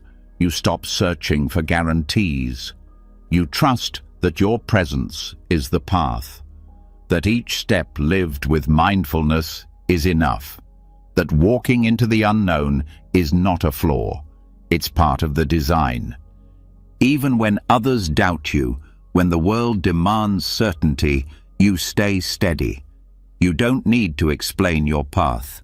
You just need to walk it. With each breath, with each step, you reaffirm, "I may not know where this leads, but I trust how I'm walking." Let yourself walk like that tonight. Let yourself breathe through the uncertainty. You don't need to know everything. You just need to stay here, present, honest, willing to move without a script, willing to let the Dharma carry you even when your mind cannot see the road. And when you've learned to walk, even when the ground disappears, when each step is no longer a demand for clarity, but a quiet act of trust, there's something even deeper that begins to awaken. It doesn't shout. It doesn't rush. It doesn't need to be forced into the moment. It's already here. It's always been here. The bell doesn't need to be struck to ring. It rings from within, and the sound comes only when everything else goes still. This is where wisdom begins, not as an achievement, but as a natural unfolding that happens the moment control finally lets go. There's a kind of knowing that doesn't come from thinking. It doesn't arrive through effort or analysis. It's not something you figure out. It's something that rises when space is made for it. But most of the time, the space is filled with plans, with opinions, with strategies and mental rehearsals. The bell of inner truth waits in silence, but the mind rarely leaves enough quiet to hear it. So it stays silent, not because it's absent, but because it's drowned out. Buddhist teachings point to this again and again. The wisdom you seek is not far away. It's not locked in a sacred book or a distant monastery. It's already here, resting beneath the noise. But to find it, you must stop trying to strike the bell. You must stop demanding answers from the world and start listening to the stillness within. This kind of wisdom doesn't arrive with flashing lights. It's subtle. It moves like a shift in the wind, like a body relaxing after years of tension. You don't even realize it's come until you feel different, calmer, clearer, more aligned. And it didn't come from doing more. It came from finally doing less. In meditation, this is why we let the breath lead, not because the breath gives us answers, but because it returns us to presence. It teaches us to stay, and in that staying, the mind begins to quiet, the body begins to loosen, and what rises from that stillness is not silence, but signal. A soundless guidance that doesn't use language, but speaks directly to the center of your being. It is tempting to seek wisdom through action, to chase after the next insight, the next method, the next spiritual breakthrough. But sometimes the most radical step is stopping, not quitting life, but pausing the constant reaching. The bell rings when nothing else is moving. It reveals itself not through force, but through surrender. You've already seen how control interferes, with people, with outcomes, with inner peace. But it also blocks insight. It keeps your awareness at the surface, constantly solving, reacting, adjusting. And surface living creates surface answers, shallow clarity that doesn't last. But when you drop into stillness, not to escape, but to dwell, you begin to notice something deeper, the wisdom that has always been speaking beneath the static. This isn't about abandoning the mind, it's about putting it in its proper place, letting it serve the present rather than dominate it. When the mind becomes quiet, awareness deepens. You begin to feel truth, not just think it. You begin to know what to do, not because a voice told you, but because the path feels unmistakably clear, like a bell that finally echoes across a silent room.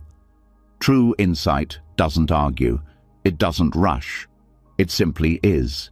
It arises when your need to force disappears, when your grip on the situation loosens, when your identity no longer hinges on knowing.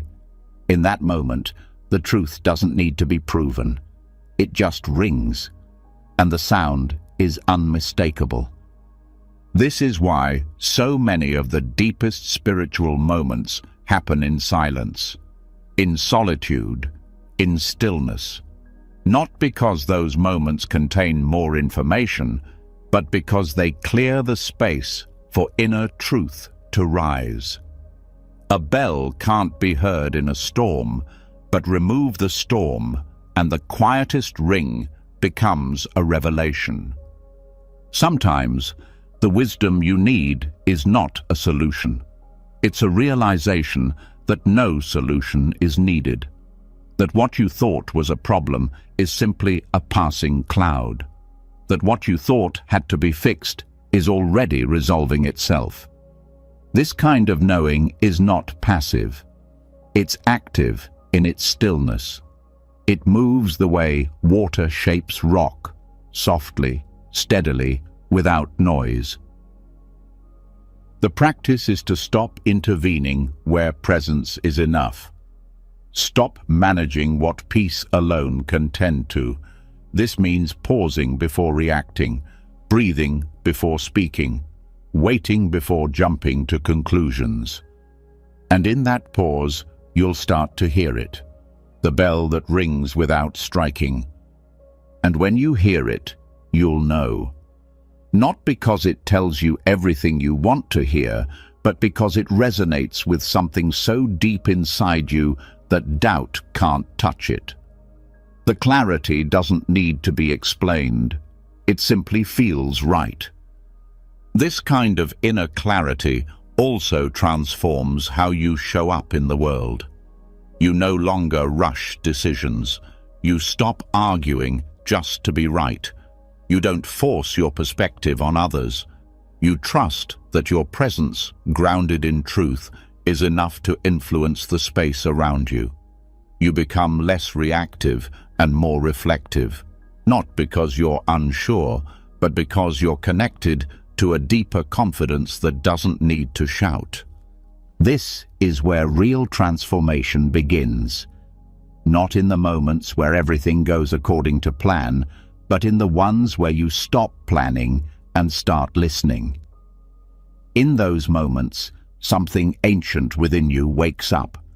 Not a new version of yourself, but the version that's been waiting beneath all the roles and expectations.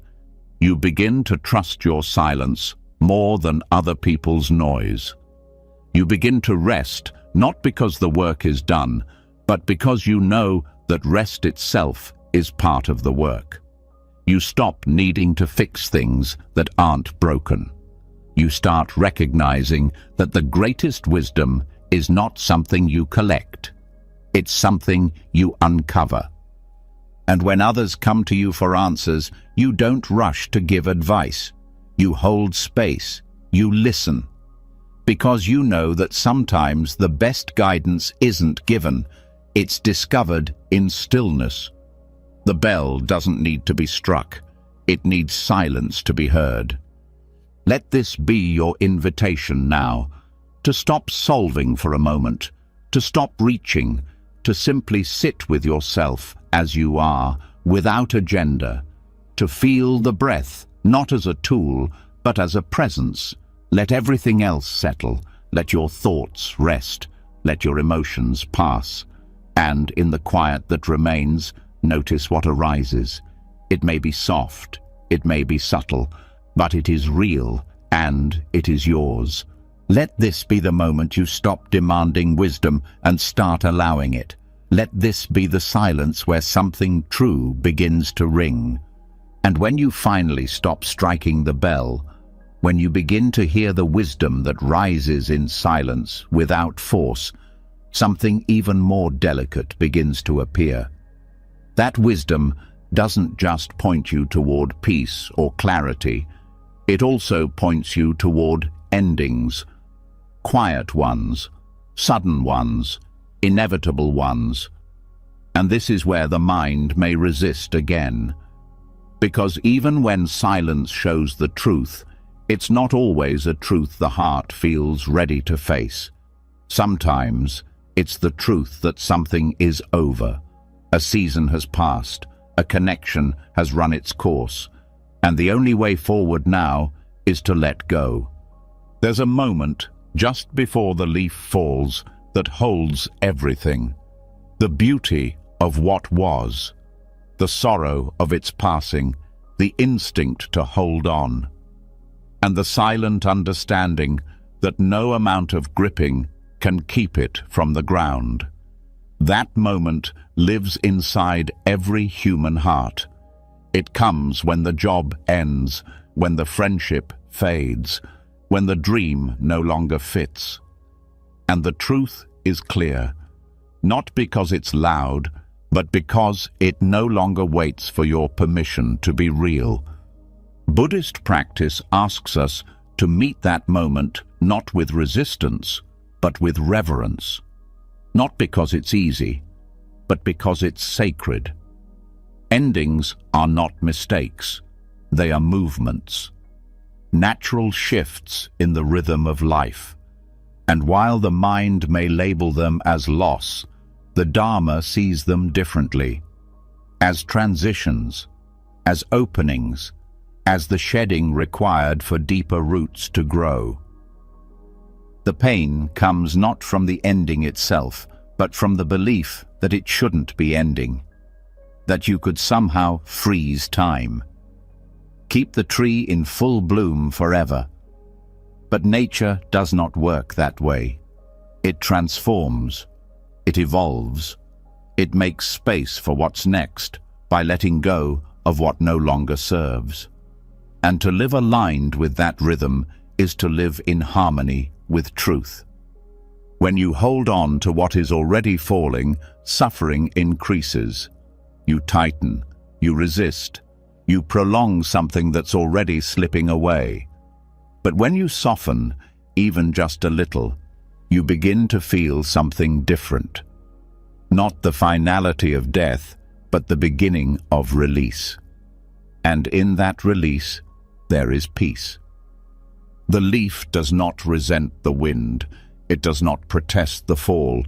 It lets go when the moment comes, not because it wants to leave, but because it trusts the cycle. It knows that its time is not ending. It's transforming. It is no longer what it was, but it is not lost. It returns to the earth. It nourishes what comes next. This is how Buddhist practice teaches us to meet change. Not as something to be fixed, but something to be welcomed with awareness. The end of a relationship, the closing of a chapter, the moment when the identity you once carried no longer fits. These are not failures. These are signs of life moving. To embrace natural endings, you must first see them clearly, not rush past them, not numb them, not disguise them as detours, but honor them for what they are, necessary turning points, invitations to shed what no longer aligns, and that requires presence, presence that does not demand closure, but allows for integration. Grief may still rise. It often does. That is not a sign of weakness. It's a sign of love, of connection, of how much something mattered. But grief is not an enemy. It is a companion that walks beside you until you are ready to walk alone again. And walking alone is not a punishment. It is a practice, a chance to return to yourself, to listen more closely, to notice who you are when the old roles fall away, when the attachments loosen, when the story begins to change. Endings also bring space, and in that space, a new kind of breath appears, a deeper inhale, a softer exhale, not because everything is perfect, but because you're no longer fighting what can't be stopped. You are no longer pouring energy into resistance. You are letting life move. The leaf does not return to the branch, and you don't have to return to versions of yourself that you've outgrown. Growth doesn't always look like building something new. Sometimes it looks like dissolving what is finished, honoring it, and allowing the empty space to remain empty for a while. There is wisdom in the pause between what was and what's next. That pause can feel like death, but it is often the beginning of new roots taking hold beneath the surface. You don't always have to know what comes next. You just have to trust that letting go is not the end of your story. It's part of how your next chapter is born. The mind might say, "But I gave so much. But it wasn't supposed to end like this."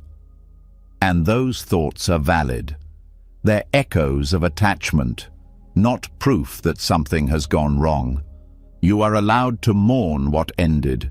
You are allowed to cry over the leaf that fell, but you do not need to carry it forever.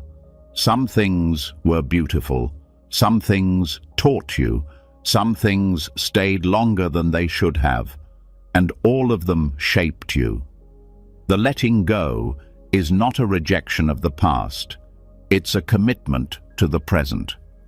A quiet agreement to meet life as it is, not as you wanted it to stay. When you stop resisting endings, you begin to recognize their beauty.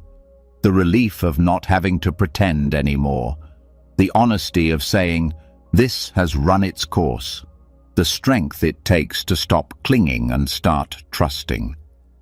This doesn't mean you disconnect from love. It means your love becomes freer, less possessive, more alive. It means you don't demand permanence in a world made of change. You don't need forever to feel something deeply.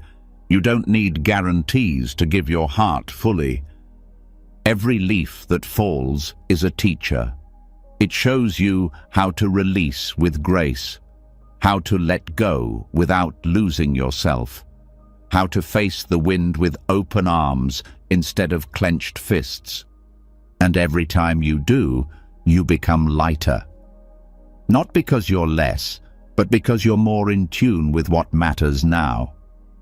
Tonight, if something is ending, if you're standing at the edge of something you don't want to let go of, breathe with it. Name it. Feel the weight of it. And then, with kindness, begin to release it. You don't have to force the fall. Just loosen your hold. Let the natural process unfold. Say to yourself, "I trust what's ending. I trust what will grow in its place. I don't need to hold what no longer holds me." And with that, feel the ground return beneath your feet. Not because everything is certain, but because you are no longer trying to stand still in a season that's already moved on. The leaf has let go, and now so can you. And when the leaf finally falls, when you no longer grip what has already gone, something unexpected happens. Not just emptiness, but openness. Space not filled with fear or regret, but with possibility. And this space leads to one of the most transformative truths of all. You don't have to keep taking to feel full. You don't need to possess to feel secure. Sometimes the greatest power is not in what you hold, but in what you freely give. Not to control, not to gain, but to release. This is where generosity or dana becomes not just an act of kindness, but a deep spiritual practice. The hand that opens without taking is not weak, it is awake. In Buddhist tradition, generosity is considered the first perfection. It's not secondary, it's foundational. Because to give without attachment is to confront one of the core illusions of suffering, that we must cling to have enough, that what we own defines our worth, that holding on protects us. But true giving undoes this illusion at the root. It teaches the mind that value doesn't come from what is stored, but from what flows. Dana is not charity. It's not a performance. It's a quiet offering that comes from a place beyond ego. It is a giving that expects nothing. It is the absence of grasping disguised as kindness. It is the surrender of control under the cover of compassion. This is important because many people give but still cling. They give their time, their love, their effort, but hold on to expectations. They want appreciation. They want recognition.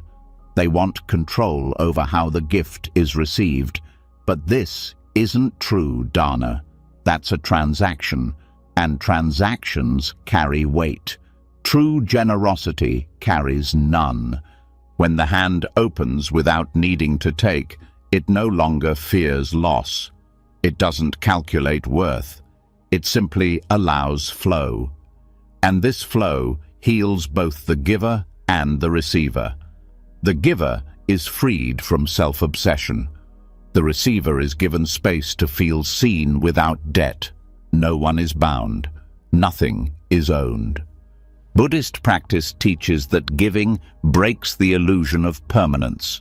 The act of letting something go, a material possession, time, attention, reminds us that we do not own anything.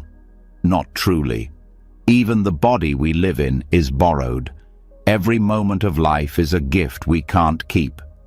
Dana mirrors this truth. When you give, you align with reality instead of fighting it.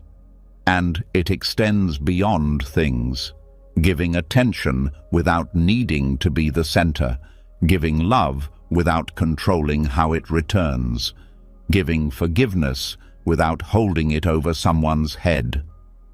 These are harder forms of generosity because they ask us to let go of emotional control, the subtle kind that hides inside noble acts. But here's the paradox. The more freely you give, the more you receive, but not in the way the mind expects. You receive peace, lightness, connection that's not based on power, trust that isn't bought, joy that isn't earned. And you begin to feel that what you feared you would lose through giving is the very thing giving returns to you tenfold. Dana also softens the walls between self and other. It blurs the hard line of separation. When you give genuinely, the illusion of isolation weakens. You see that the line between mine and yours is not as solid as it seemed. You begin to understand that your joy is linked to theirs, that your peace is not private property, but something that grows through shared humanity. This is not a philosophy to admire from afar. It's a practice, a way of moving through the world, a habit of offering, not as a performance, but as a reflection of presence.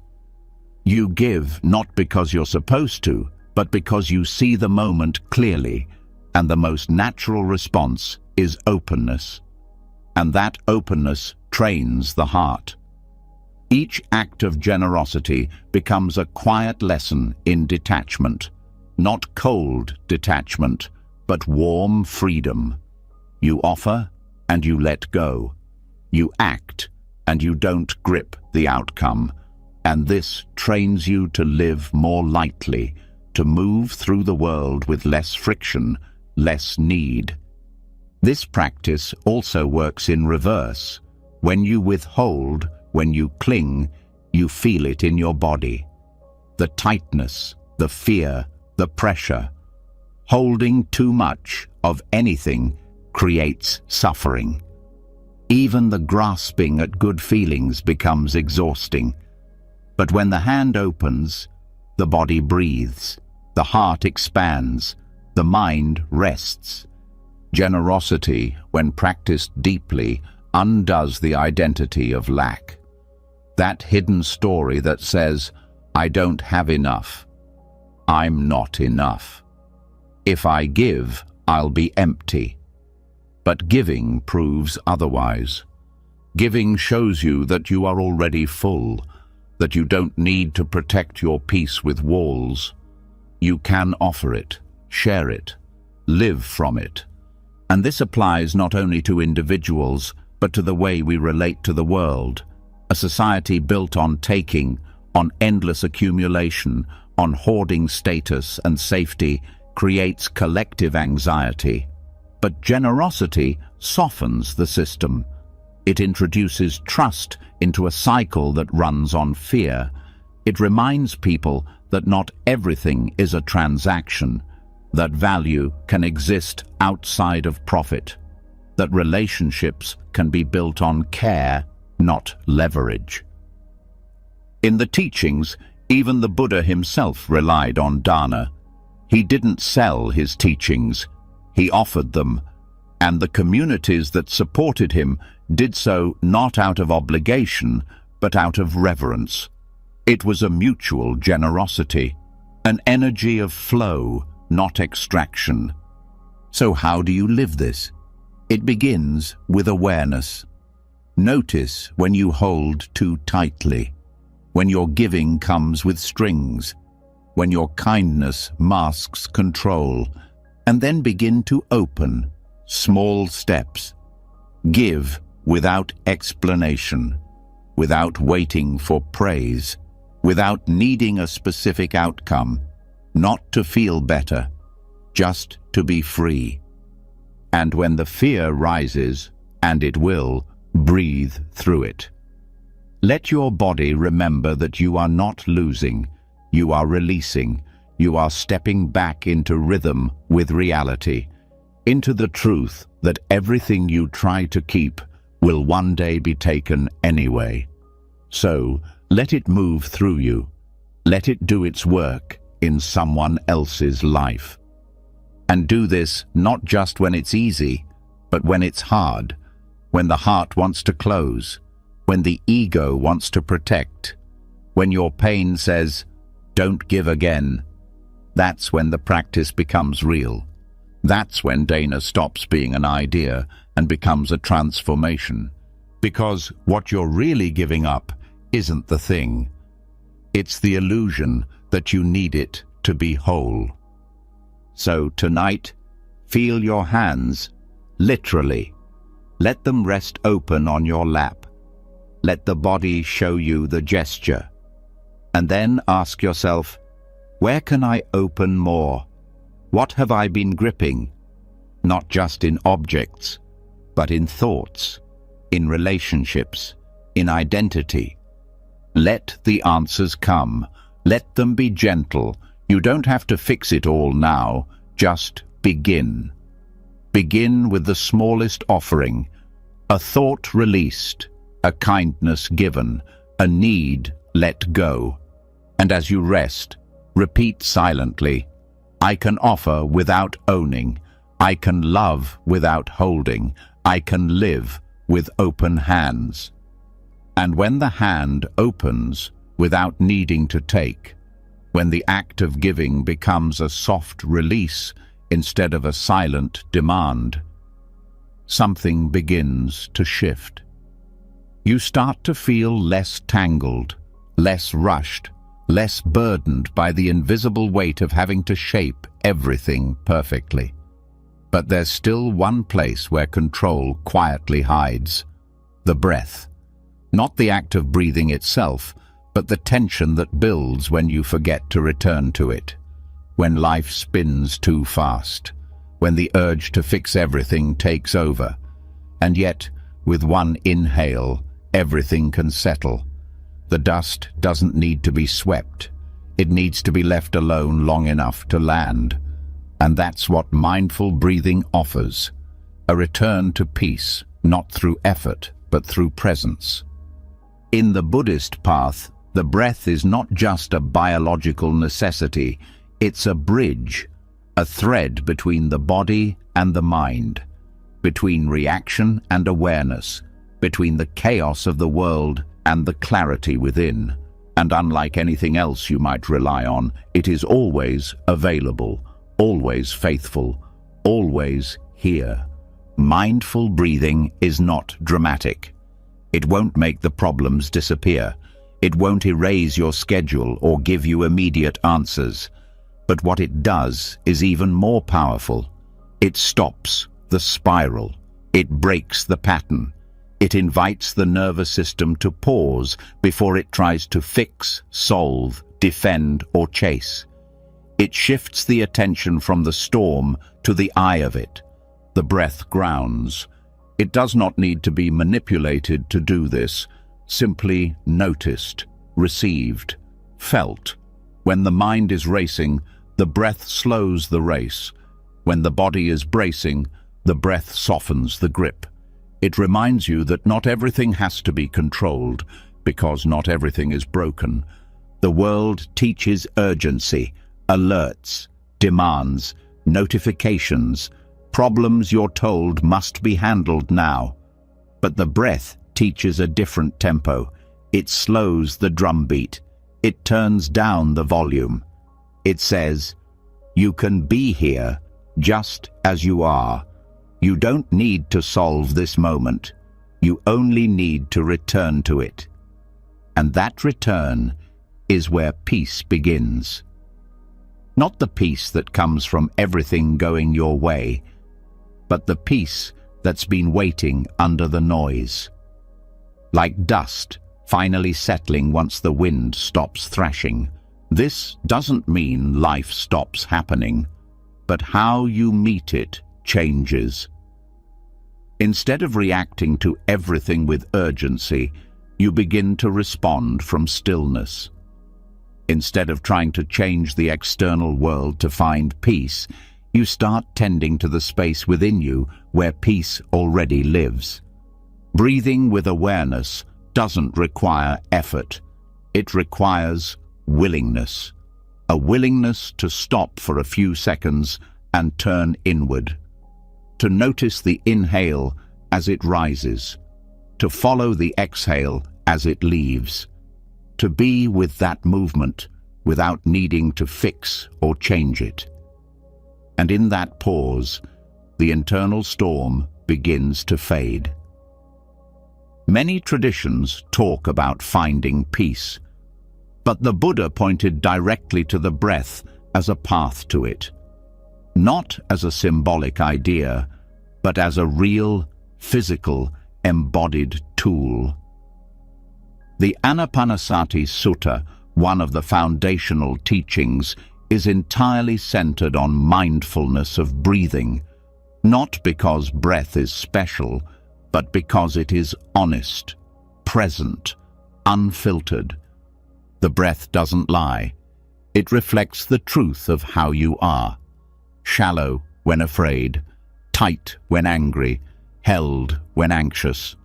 But even then, it doesn't abandon you. It waits for your attention, and the moment you give it your awareness, it begins to shift. Not because you forced it, but because presence itself has healing power. When you meet the breath with compassion, it responds. When you meet it with judgment, it resists. But if you let it be what it is, just air moving in and out, it becomes a friend, a quiet companion reminding you that control isn't necessary, that urgency is optional, that peace begins not with achievement, but with stillness, and that stillness allows everything else to reorganize. Thoughts stop stacking, emotions loosen, reactions pause. The space between stimulus and response expands, and in that space, wisdom begins to move, the kind that doesn't come from thinking harder, but from thinking less. Breath invites you to leave the fight, the inner battle to perfect yourself, to constantly be on guard, to always be solving. It says, what if nothing needs to be fixed right now? And even if the problems are real, even if life is loud, the breath gives you shelter, not from the world, but from the false belief that you are its prisoner. This is not escape. It's reorientation, a chance to step back into yourself before stepping out again. And the more often you return, the more natural it becomes. Breath becomes baseline, home, anchor. When others are loud, when the mind is spinning, when pain rises, the breath is the first and last place to come back to. Because before you can hold anyone else, before you can respond with wisdom, before you can offer peace, you must first breathe into your own. Even the moments of deep struggle can soften when you allow yourself to feel the breath fully. It becomes a rhythm to follow when everything else is uncertain. It becomes a doorway into the now, and in the now, solutions often appear that can't be found in the storm of reaction. And even when no solution comes, even when the confusion remains, breath gives you enough space to hold it, to sit with it without drowning. That alone is healing. That alone is enough. This is why in Buddhist meditation there is no rush to stop thinking. The breath is not used to block thought, but to meet it differently, to sit beside it instead of inside it, to stop believing every urgent message it sends. And eventually, thought quiets, not by force, but by being seen. The dust settles because you're no longer kicking it up. The mind softens because it's no longer being chased. The heart opens because it's no longer bracing for the next blow. And breath continues, gently, patiently, rhythmically, showing you that life is still here, even in the uncertainty. That there is something underneath the worry. That the moment you return to what's real, the need to fix everything starts to dissolve. This doesn't mean you stop caring. It means you start caring differently, from a grounded place, from a clear place, from a place that doesn't lose itself while trying to help. So tonight, let yourself stop fixing, stop solving, even for just a few breaths. Let the world do what it will for now. Let the questions remain open. Let the dust fall. Breathe in, not to achieve calm, but to remember it. Breathe out, not to control the moment, but to surrender to it. And as your body begins to relax, feel the return, not to who you were before the stress, but to who you are beneath it. You are not the whirlwind. You are the space it moves through. You are not the noise. You are the one who listens. And the breath is your reminder. Every time, let it guide you. Let it clear the air. And once the breath is returned to, once the body softens and the dust begins to settle, there is something else that becomes visible. Not through effort, not through force, but through the stillness that remains. It becomes clear that peace doesn't arrive by solving every problem or by silencing every fear. It comes from not needing to resist the dark, from no longer trying to push it away. It comes from realizing that presence itself is a light. A single candle does not shout at the darkness. It doesn't fight. It simply burns. And that is enough. There is a deep misunderstanding in the mind that says, if suffering exists, it must be eliminated. That pain must be pushed away.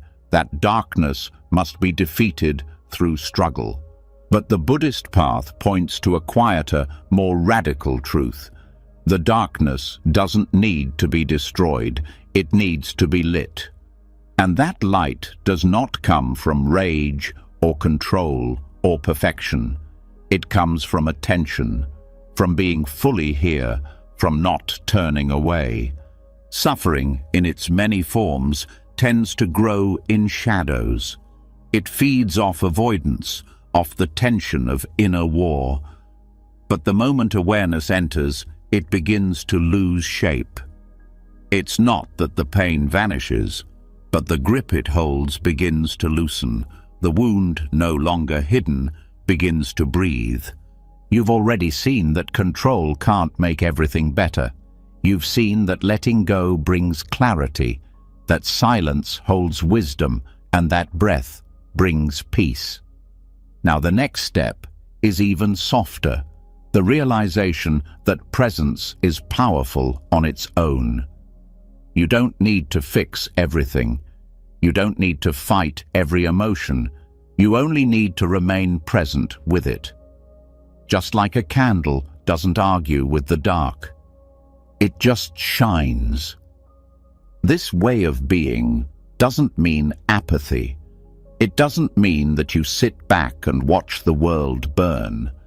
It means that your action comes from light, not fear. That your choices arise from clarity, not panic. You're not driven by the need to push darkness out. You're guided by the light that naturally arises when you stay centered. Presence has a quality that is hard to describe but easy to feel. It doesn't solve the world's problems in one breath, but it changes the energy of the space. It shifts the way you relate to what's difficult. When you stop resisting, you stop feeding the thing you're afraid of. When you stop pushing, you stop reinforcing the tension.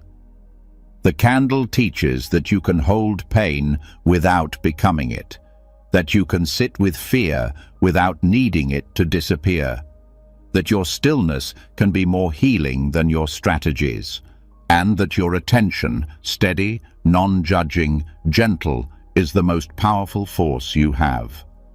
So many people think peace is something to be earned, that if they do enough, change enough, win enough battles within themselves, they'll finally deserve peace. But peace isn't a prize. It's a state that's already available, not when everything is quiet, but when you stop running from the noise. You don't light a candle to make the dark go away. You light it because that's what candles do. And the dark, seeing it, begins to shift. This is how the Dharma works. It doesn't promise that the darkness will leave. It doesn't offer escape. It offers a path into presence. And in that presence, everything becomes less frightening. Not because it's changed, but because you have. When you stop resisting, you open. When you open, you allow. And when you allow, healing begins, not as a project, but as a process. That process cannot be rushed, but it doesn't need to be, because even a little light changes the whole room. You may still feel sadness, still experience fear, still face uncertainty, but you won't panic in it. You won't collapse into it, because now there's a candle burning at the center of it all, and you know how to keep it lit, not by fanning it with anxiety, but by protecting it with presence. This isn't just a mental state, it's a lived practice, in every breath, in every moment where you could react, but instead choose to stay.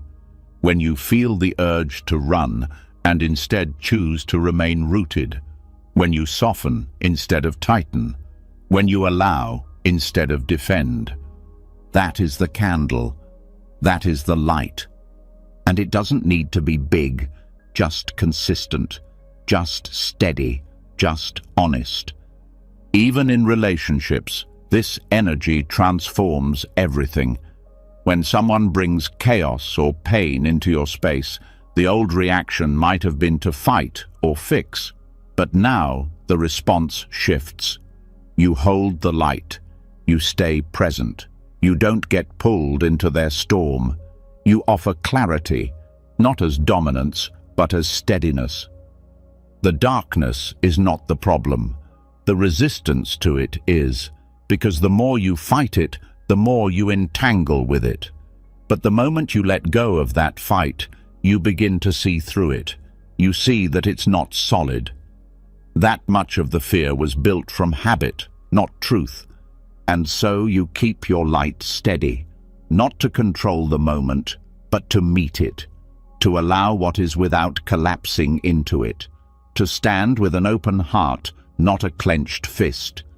You might feel small at first, fragile, like a flickering flame in a vast night. But over time, you'll begin to notice something surprising. The more consistent your presence, the more the world around you begins to soften too, not because you changed it, but because you stopped resisting it. The light you carry doesn't need to be explained. It doesn't ask for permission. It doesn't need to prove anything. It simply exists. And in that existence, everything begins to feel possible again. So tonight, you don't need to chase anything. You don't need to fix anything. Let the thoughts come. Let the emotions rise. Let the body feel what it feels. And through all of it, stay. Don't flee. Don't argue. Just breathe. Just witness. Just be. That's the candle. And from this place, your life begins to transform, not because the darkness has ended, but because your light no longer depends on its absence. And when the light doesn't need to chase the dark, when the candle simply burns and the resistance melts, what remains is not silence, but clarity. A clarity that begins to reveal just how much of what we called struggle was never truly real. Not because the pain wasn't there, but because the mind was telling a story about the pain. The suffering wasn't always in the experience. It was in the interpretation, the belief, the attachment to how things appeared. And this is where perception becomes the final gate, because the eye that blinked and missed the burden didn't make the weight disappear. It simply stopped mistaking it for something it had to carry. There's an old saying in Buddhist practice, "With our thoughts, we make the world." It doesn't mean the world is imaginary. It means our experience of it is shaped by how we see it, not by the raw data, but by the frame, by the lens we wear without realizing. And much of what we call control is not in our hands, it's in our perception. The belief that if we think hard enough, worry long enough, analyze deep enough, we'll gain power over what scares us. But that search for power creates more tension. The real shift comes when you start to see that the burden was never what happened. It was the story built around it. When awareness sharpens, you begin to notice that most control isn't action, it's attention. It's the way the mind keeps circling, trying to make sense of everything before it lets go. It believes struggle is proof of strength, that if it can just grip a little tighter, the fear will leave. But sometimes all that's needed is a blink, a soft release, and in that tiny pause, the illusion crumbles. Not because you figured it out, but because you stopped staring at it through the lens of resistance. The mind often creates tension by assuming its version of reality is the truth. But perception is not truth. It's a translation. And translations can distort. They can miss the nuance. They can turn a breeze into a threat. But when awareness opens wider, you start to see that the struggle was never in the wind. It was in how you braced for it. This is where mindfulness does its deepest work, not in calming the moment, but in recalibrating how you see the moment. When you stop automatically labeling what's happening as good or bad, success or failure, threat or comfort, the moment becomes spacious. And in that space, the pressure drops. A shift in perception can feel like a miracle. But it's not magic. It's the mind remembering how to see without projection. Like noticing that a shadow isn't a monster, just the shape of something misunderstood, or realizing the weight on your shoulders was never yours to carry. You just believed it was. This awareness allows you to question the stories, not by replacing them with new ones, but by stepping back enough to see that they're not fixed. You thought the meeting went badly, but what if it didn't? You thought the silence meant rejection, but what if it was peace? You thought the delay meant failure, but what if it was realignment? The mind rarely tells neutral stories. It fills in gaps with assumptions, and those assumptions become beliefs, and beliefs become burdens. But once you begin to see that what you feel isn't always caused by the moment itself, but by the meaning you gave it, you begin to unlock the freedom that was hiding in plain sight. Buddhism doesn't ask you to erase perception. It asks you to examine it, to get curious about the lens, to see the gap between what's happening and what you believe it means. That gap is everything. It's where freedom lives. Because if perception can change, then your relationship with life can too. This doesn't mean you stop feeling. It means you stop assuming that every emotion confirms a truth. The emotion is real. The pain may be real, but the meaning doesn't have to be fixed. You can feel hurt and still question the story that says you're not enough. You can feel fear and still recognize that the danger might be imagined. You can feel anger and still pause before deciding someone is against you. A blink is a small thing, but in practice, it's powerful. It's the moment you stop staring so hard at the thing that scares you. It's the breath between reaction and reflection.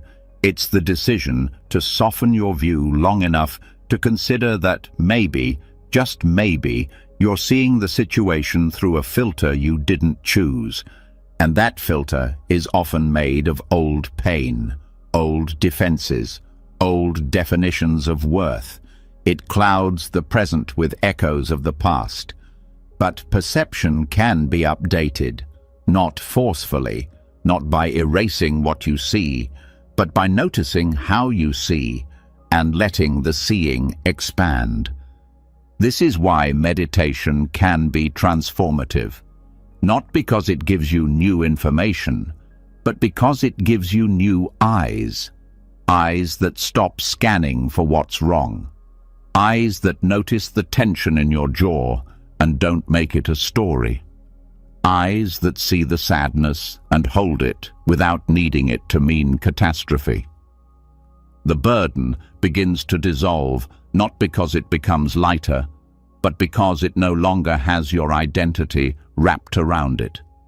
You stop being the one who must carry it. You become the one who sees it. And that shift from being to seeing changes everything. It also changes how you show up for others. You stop projecting your fear onto them. You stop reading their silence as rejection. You stop assuming their struggle is yours to solve.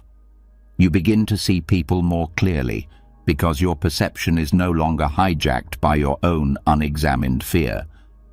This shift doesn't mean you become passive. It means your actions become cleaner, more precise, less entangled.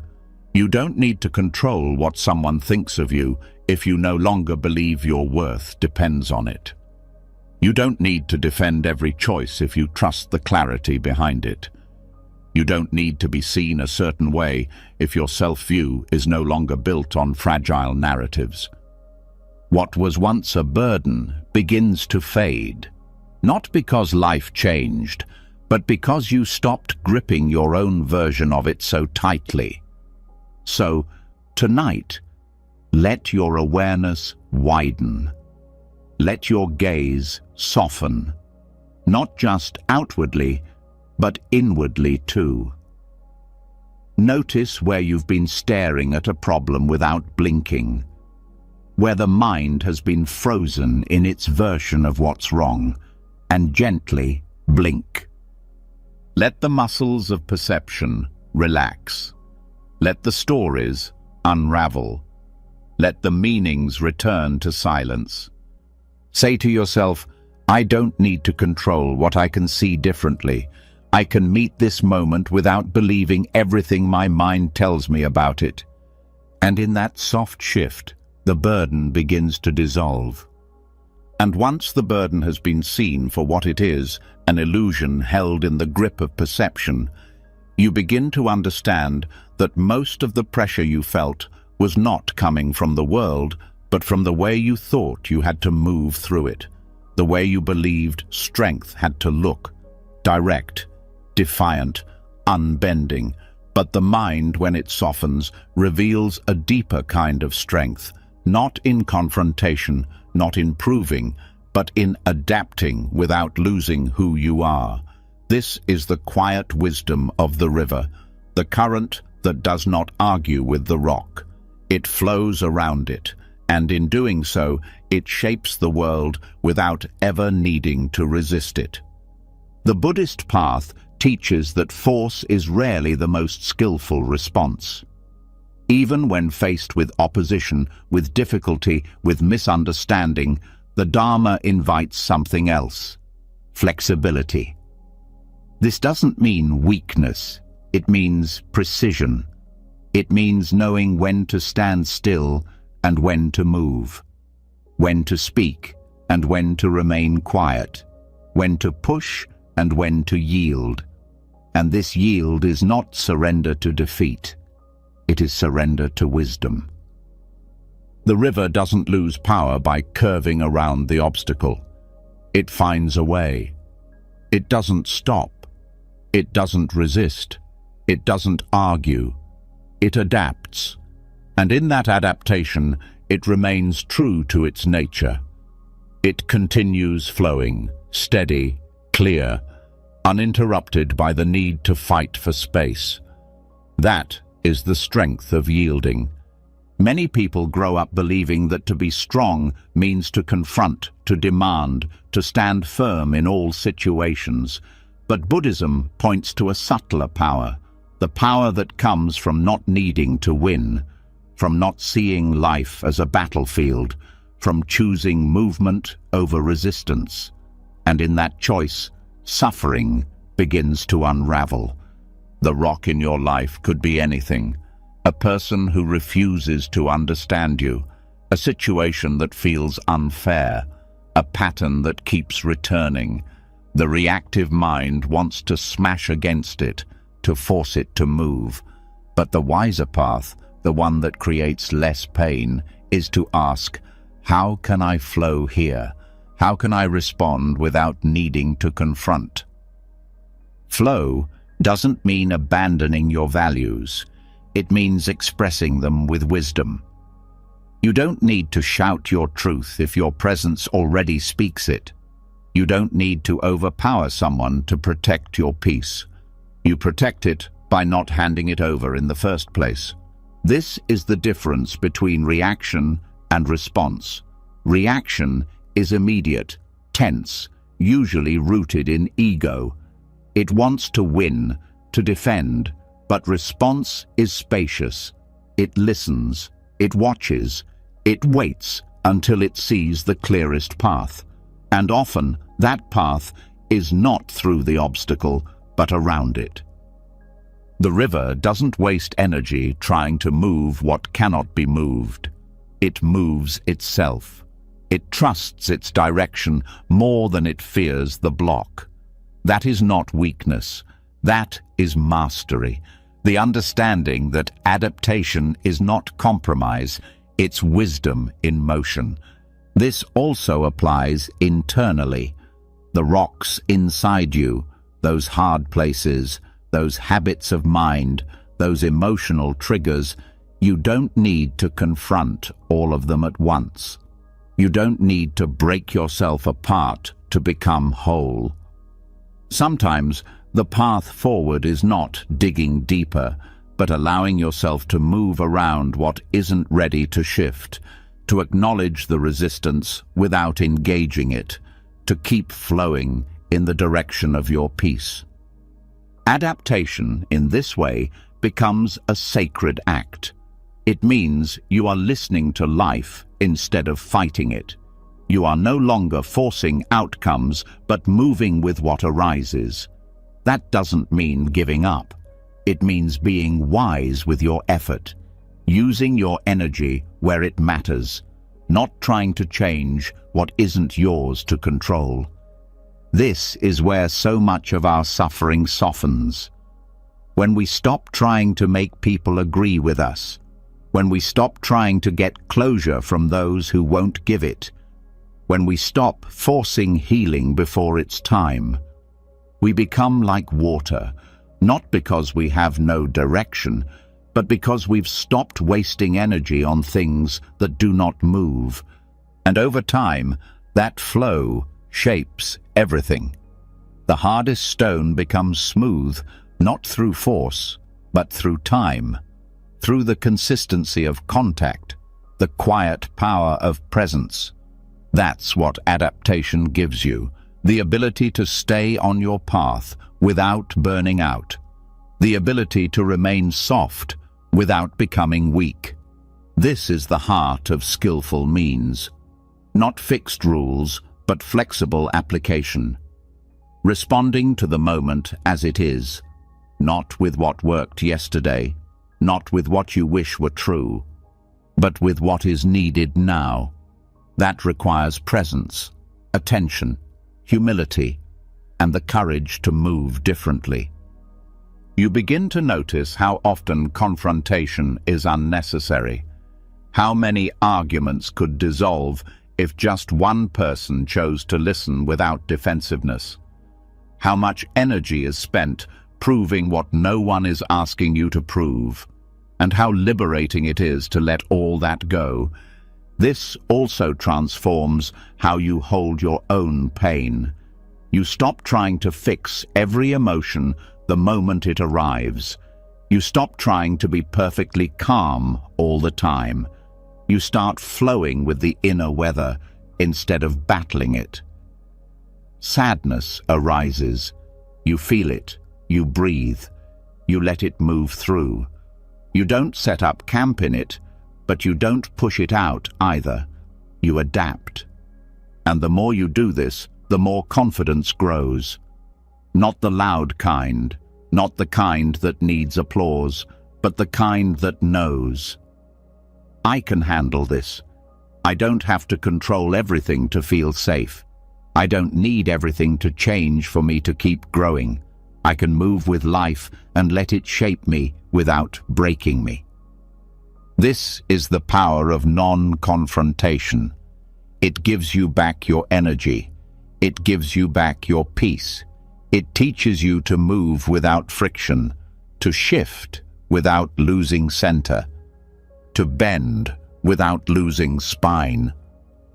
And this is not just personal, it's collective. Societies built on dominance and resistance burn out. But communities that learn how to adapt, how to listen, how to move with each other instead of against each other, those are the ones that endure.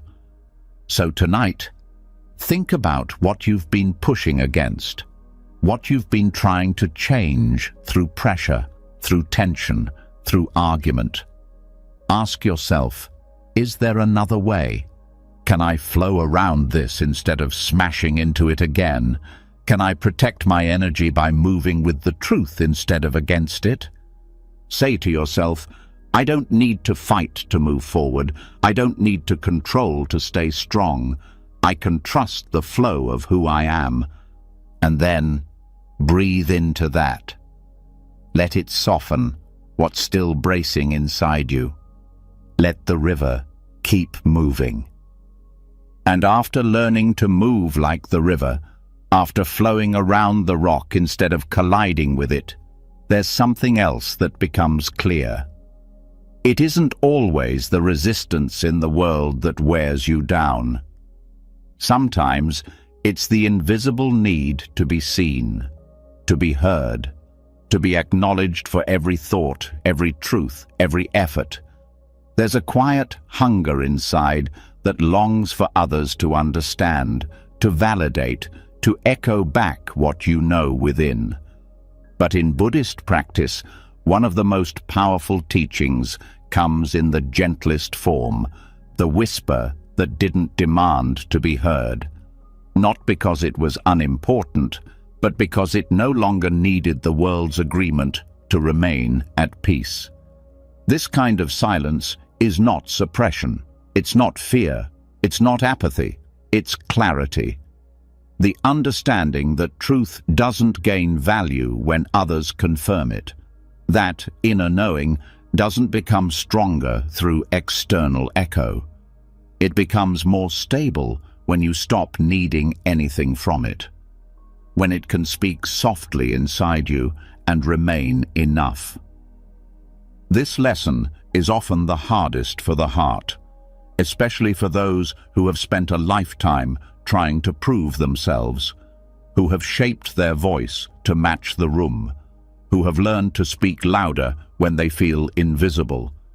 But the Dharma shows another way, the way of silence that is not empty but complete, the way of power that doesn't push, doesn't argue, doesn't plead, the power that simply exists. This isn't about isolating yourself. It's about letting go of the craving for external reflection. Not because others don't matter, but because their understanding is not your oxygen. You begin to see how much energy is lost in trying to be understood by everyone. How many words are spent not out of sharing, but out of insecurity. And how quiet life becomes when you no longer chase after someone else's agreement. There is a deep strength in this, a freedom that comes when you realize you don't have to explain your every feeling, when your emotions don't need to be justified in someone else's language, when your boundaries don't need to be defended with long speeches. They simply are, and that's enough. The whisper is the moment when truth no longer needs an audience. It's not hidden. It's just not broadcast. It's sacred, not secret. It lives where clarity lives, in the space between the noise. And when you learn to stay with that whisper without trying to amplify it, you begin to feel something shift. The ego quiets. The soul settles. Silence becomes a teacher here. Not the silence of avoidance, but the silence of grounded presence. The kind of silence that listens more than it speaks. That notices without reacting.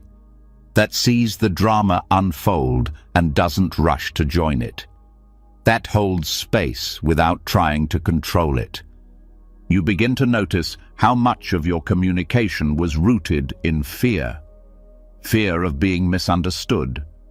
Fear of being dismissed. Fear of not being heard. And as that fear softens, your words become fewer, but heavier. Not because they carry weight, but because they no longer need to prove anything. This also shifts how you move through conflict. You stop needing the last word. You stop explaining to people who aren't listening. You stop pouring your truth into places that only echo back confusion.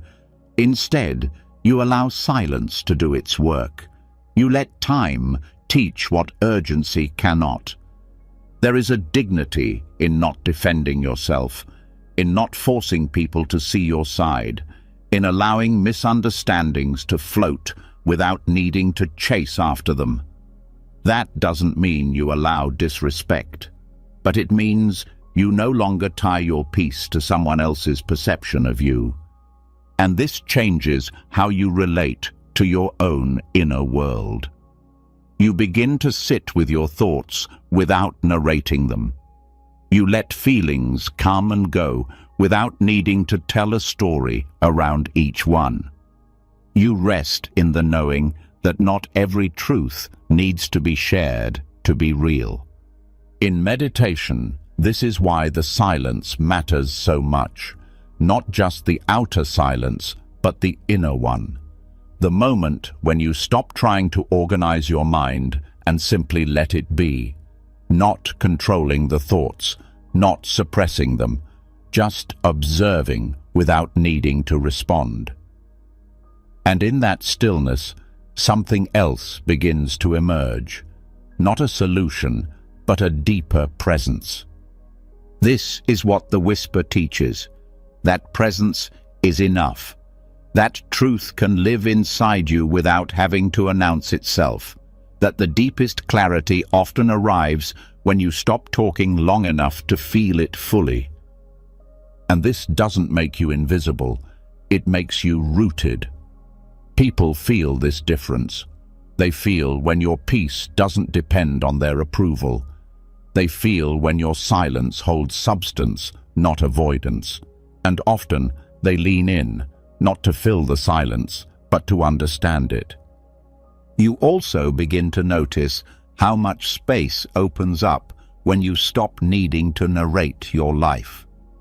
How many moments become more vivid when you're not busy explaining them. How relationships deepen when you're not always trying to manage how you're perceived. This is not the silence of giving up. It's the silence of letting go, of realizing that not every truth needs to be argued into acceptance. Some truths become stronger when left alone, like fire that doesn't rage but smolders, steady, quiet, unstoppable. And in this quiet, you find yourself again, not the self you present to be accepted, but the self that exists beneath all performance, the one that doesn't need to be heard to feel whole, the one that no longer shouts because it finally feels safe to speak softly or not at all. So tonight, if there's something inside you that no one understands, let it be. Don't rush to explain. Don't demand to be seen. Just stay with it. Hold it like a whisper. Let it live inside you without needing to echo outside you. Say to yourself, I do not need to be understood to be at peace. My truth does not require volume. My clarity is not fragile. And then rest in that. Let the silence deepen. And when the whisper no longer needs to be heard, when truth rests inside you without seeking echo or explanation, something deeper begins to unravel. Not from outside pressure, not from the world changing, but from the inside loosening. You start to feel a tension that's been there for years begin to weaken. The grip that held you in place wasn't always visible, but it was always there. And now, with silence as your teacher and presence as your strength, you begin to see it clearly for what it is. Control. The rope that once seemed like safety, purpose, even identity, now revealing itself as the very thing that's kept you bound. Control is a quiet captor. It disguises itself as responsibility, as planning, as order. It offers the illusion of power, promising stability in an uncertain world. But beneath that promise is a tightening, a weight, a constant pressure to hold everything together. And over time, that pressure doesn't create freedom. It creates fatigue. It creates fear. It turns life into something that must be managed, fixed, and controlled rather than experienced and trusted. In Buddhist teachings, this is the root of clinging, not just to possessions or people, but to the belief that if we let go, we'll fall apart, that if we don't pull the rope tighter, everything will unravel. But the irony is, the rope was never keeping us safe. It was keeping us stuck. Every time we try to control how others see us, we tighten that rope.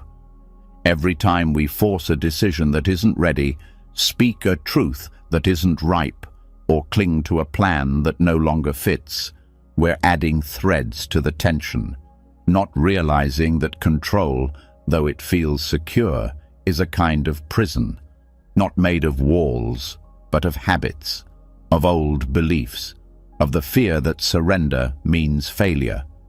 But just like a rope wears over time, so too does our ability to keep pretending that control is working.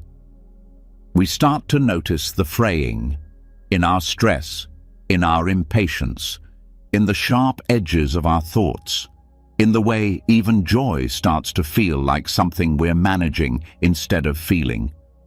That fraying isn't the beginning of chaos, it's the beginning of freedom.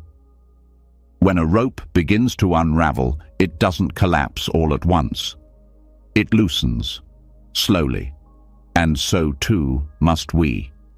Control can't be cut abruptly without shocking the system. It must be unwoven, thread by thread. Awareness is the tool that does this. Each moment of noticing, I don't need to force this, I can let this go, I don't have to hold this together, is a thread released. The mind will resist at first, because control gave it identity. It was the one who kept things moving, who stayed responsible, who knew the next step. But the Dharma teaches a different kind of knowing, a knowing that does not control but trusts, that listens instead of plans, that watches instead of grasps. Control is reactive. Freedom is responsive. Control is rigid. Freedom is fluid. And as the rope unravels, what remains is not nothing. It's space. It's room to breathe. It's the part of you that was always waiting to move without chains. This applies even to the self. We don't just try to control the world, we try to control who we are. We hold ourselves to identities that no longer fit. We keep repeating stories that keep us small. We cling to the rope of, "I'm this kind of person," not because it's true, but because it's familiar. But identity, like anything else, is meant to evolve. It is not fixed. It is not a contract. It is a river. And control is the dam that blocks it. When you begin to unravel the threads of identity, letting go of needing to be right, to be good, to be strong, to be perfect, you don't disappear. You return. You return to the part of you that existed before the rope, before the roles, before the pressure.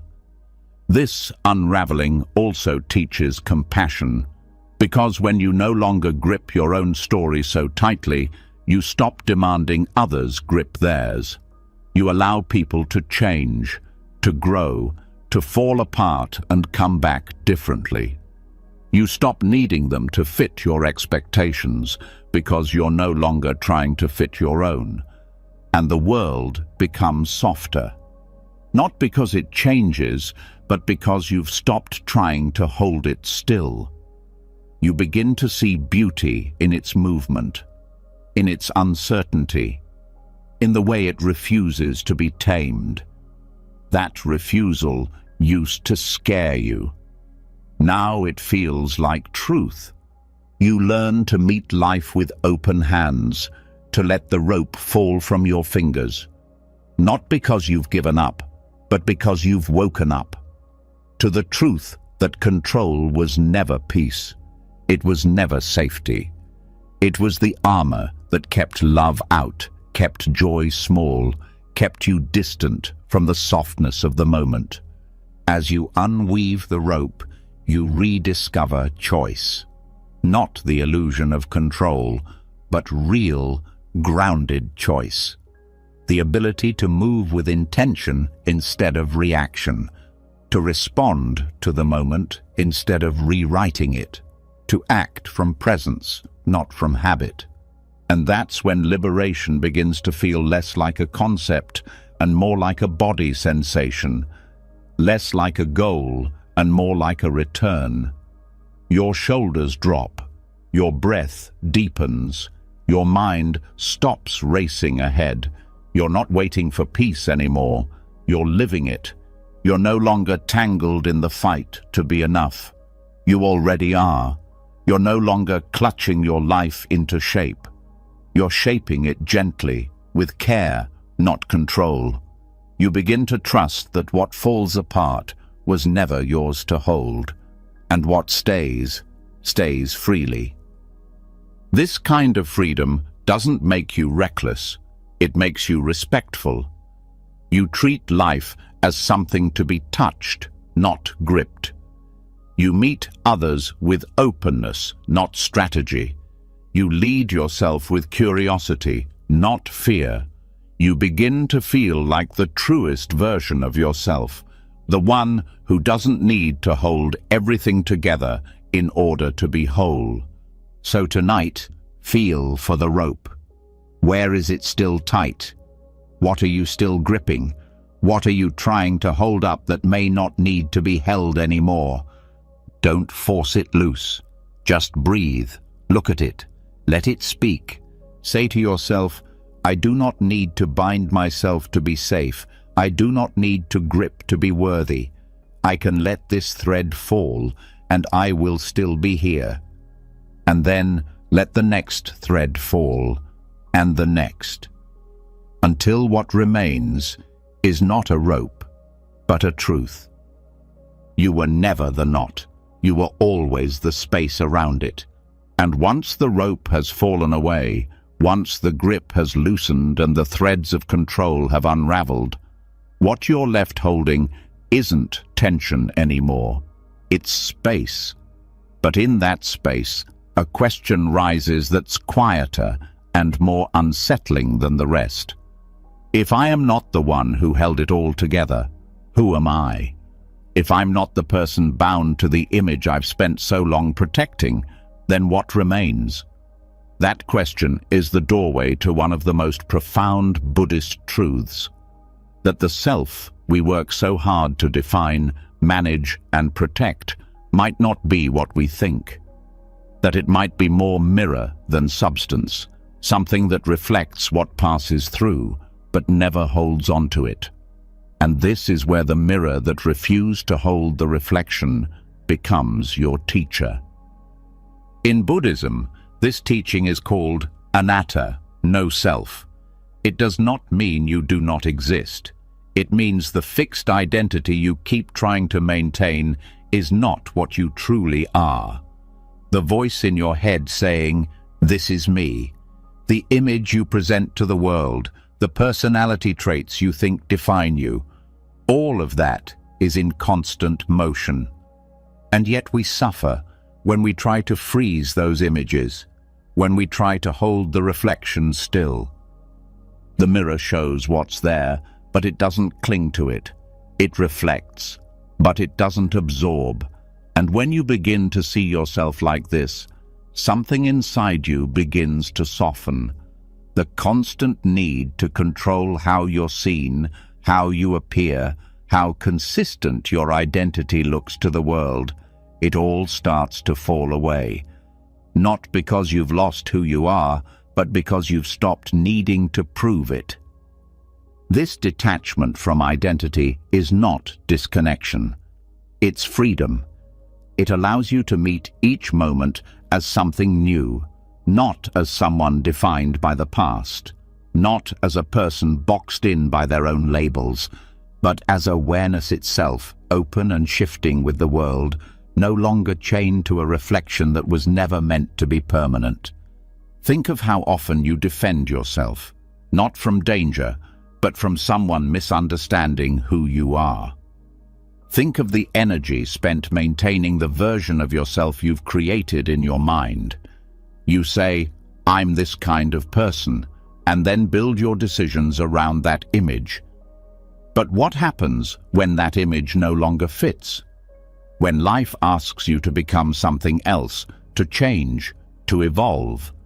The suffering comes from trying to protect the reflection when the mirror is asking you to let it go. This happens in subtle ways. You feel anger and you say, "But I'm not an angry person." You feel doubt and you say, "But I'm supposed to be confident." And so the inner conflict begins, not between right and wrong, but between who you think you should be and who you are in that moment. But the mirror has no such argument. It simply shows what is, and then it lets it pass. To live like the mirror is to allow the self to breathe, to let it be dynamic, to stop gripping your traits like proof of stability, to see that what you call you is just a series of impressions, memories, preferences, habits, none of which stay the same. And yet, awareness itself does not vanish. The mirror remains, even as every image fades. This teaching unravels the root of so much control. Because the deepest control is not over others, it's over the self. The need to appear consistent, the fear of being exposed, the desperation to fix any moment that doesn't align with the identity you've worked so hard to maintain. But what if the real you is not that fixed image, but the space that watches it change. This is why meditation can feel unsettling at first, because when you sit long enough, the personality begins to dissolve, the thoughts quiet, the roles fade, and you start to see that behind it all is just presence, empty, clear, alert, not a void, but not a person either, just awareness, open to everything, attached to nothing. From that space, compassion flows more easily, because you no longer need to prove anything. You no longer feel separate from others. You see that just as you are not fixed, neither are they. Their anger is not who they are. Their words are not their core. You stop taking everything personally because there's no fixed person to protect. You also stop chasing validation, because who is it that needs to be validated if the self is only a reflection? The image, the role, the opinion. When you realize none of those are permanent, the urgency drops. You stop trying to be impressive. You stop trying to defend your worth. You simply exist, moment to moment, allowing the mirror to reflect and release.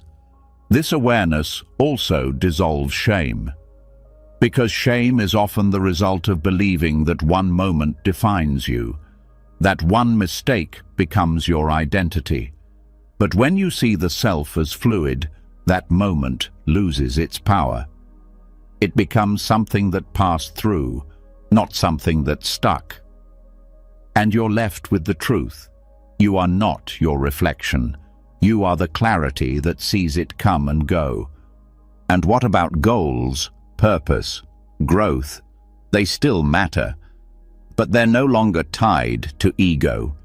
You grow because it feels right, not because you need to become someone more acceptable. You aim higher because it serves life, not because it fixes a broken image. Your path becomes more honest, more responsive, less burdened by who you're trying to become, and more rooted in what's true right now. Relationships change too. You stop expecting people to reflect back the image you want to see. You give them space to change, just as you're learning to do for yourself. You begin to love people for their essence, not for how well they mirror you. And in return, you stop feeling the need to shrink or bend to reflect what they expect. This all begins with the smallest awareness. The moment you catch yourself saying, "This isn't me," and instead of defending that image, you pause. You ask, "Who is me right now?" You let the answer change. And in that flexibility, peace enters. The control drops. The identity loosens. The mirror clears. So tonight, let the reflection go. Don't fight to hold it in place. Don't panic as it shifts. Just notice it. See how it moves. See how it dissolves. And then return, not to the image, but to the space behind it. Say to yourself, "I am not what I see. I am the one who sees. I am not the reflection. I am the mirror." And in that space, feel the freedom. Feel the relief of no longer needing to hold anything still. And when the mirror no longer holds the reflection, when identity is no longer a fixed shape but a passing image, what arises next is the energy that was trapped inside that shape.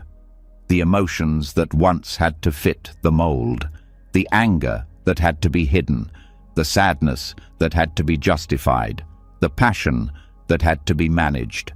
Now, without the rigid structure of "this is who I must be," those emotions have space. But space alone is not enough.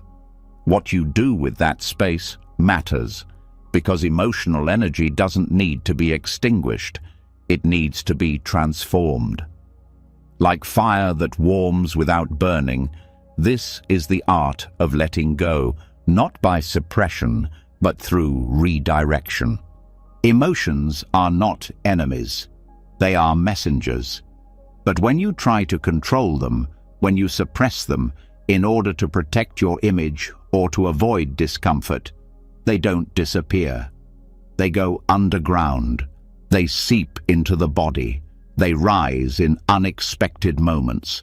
They turn into anxiety, irritation, fatigue, not because they are dangerous, but because they have been denied the chance to move.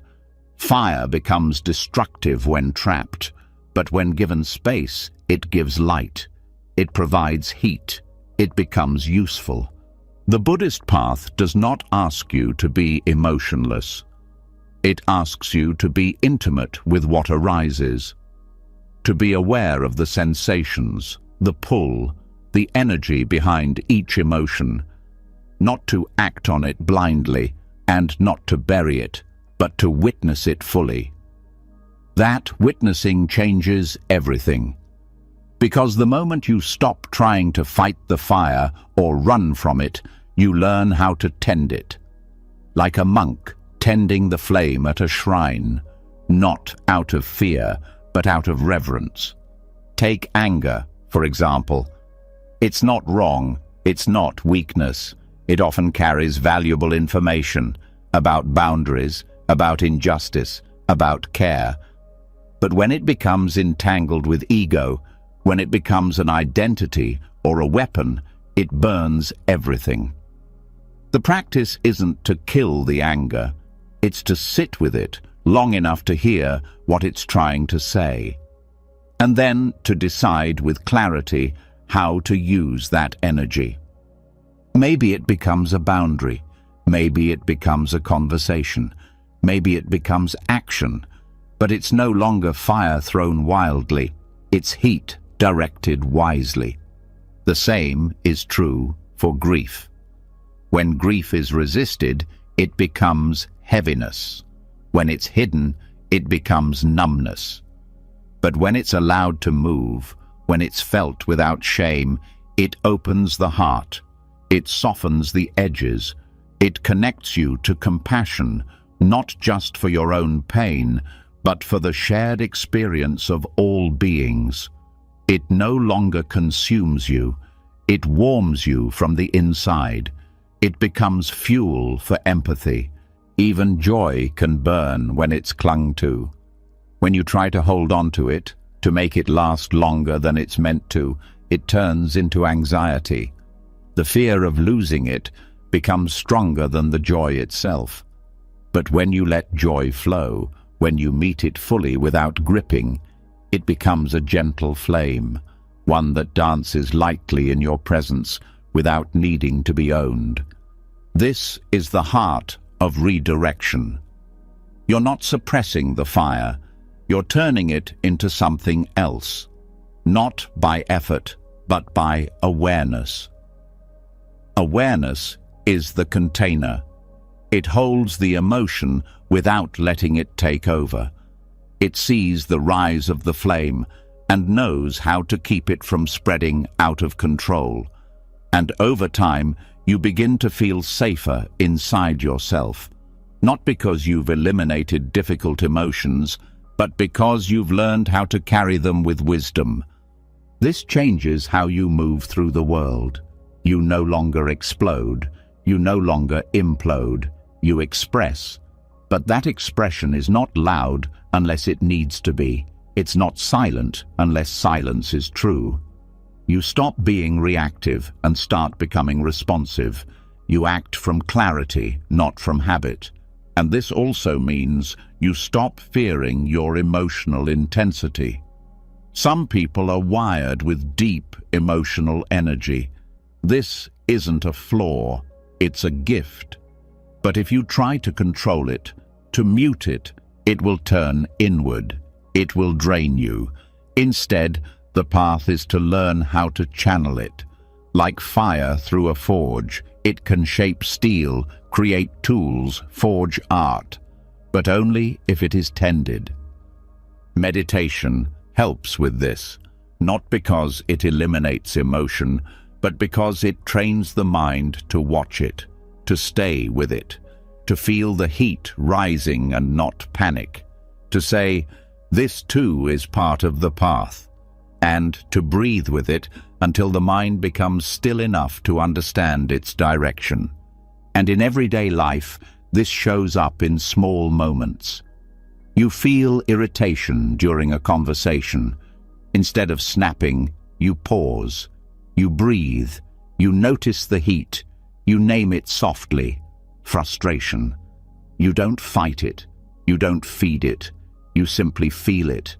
And then you choose what to say. The fire stays contained, but its warmth shapes your response. Maybe that warmth is honesty. Maybe it's patience, but it's no longer reactive. It's deliberate. It's clean. This practice also brings forgiveness, because when you learn to hold your own emotional storms without judgment, you begin to hold others with the same compassion. You see that everyone is carrying their own fire. Some are burning quietly, others are consumed. And your job is not to extinguish their flame. It's to be steady in your own, to be a safe presence, a warm light, a reminder that intensity doesn't have to mean destruction. Even when emotions are overwhelming, the teaching remains the same. Stay. Don't fix right away. Don't label. Don't escape. Just stay. Let the energy move. Let it speak. And when it softens, and it always softens, you'll find something new beneath it. A message, a truth, a clarity. And then you act, not from the heat, but from the wisdom that rose through it. This is how emotional energy becomes sacred, not by avoiding it, not by drowning in it, but by learning how to carry it with presence. Fire becomes warmth, anger becomes clarity, grief becomes compassion, joy becomes gratitude, and you become the one who holds it all, not with fear, but with reverence. So tonight, feel what's rising in you. Not to control it, not to suppress it, but to see it clearly. Let the fire burn, not to destroy, but to illuminate. Let it show you what needs attention, what needs love, what needs space. Say to yourself, "I do not need to put out the fire. I only need to stay close enough to understand it. My emotions are not the enemy. They are energy, waiting to be guided." And then breathe. Let the flame soften. Let the warmth return. And once the fire has warmed without burning, once emotional energy is no longer something to suppress, but something to understand, you begin to see the walls you built around yourself for what they truly are. Not strength, not safety, but tension, the invisible pressure of always trying to shield your inner world from unpredictability. All those guarded decisions, all those careful calculations, the mental effort it takes to close every door to uncertainty. It feels like protection, but it's exhaustion. And now, a new question rises from that heat.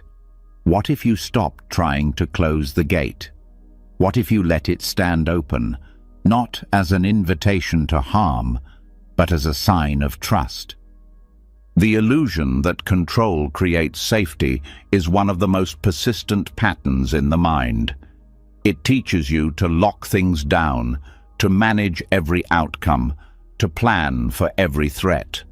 But this approach treats life as a threat in itself. It assumes the world is hostile and you are alone. And over time, the gate you close to protect yourself starts keeping peace out as well, not just pain. Buddhist practice asks something radical.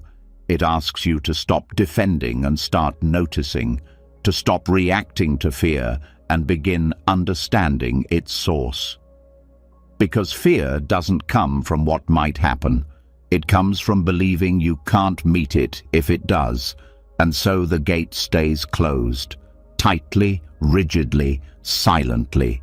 But real strength is not in how many locks you fasten.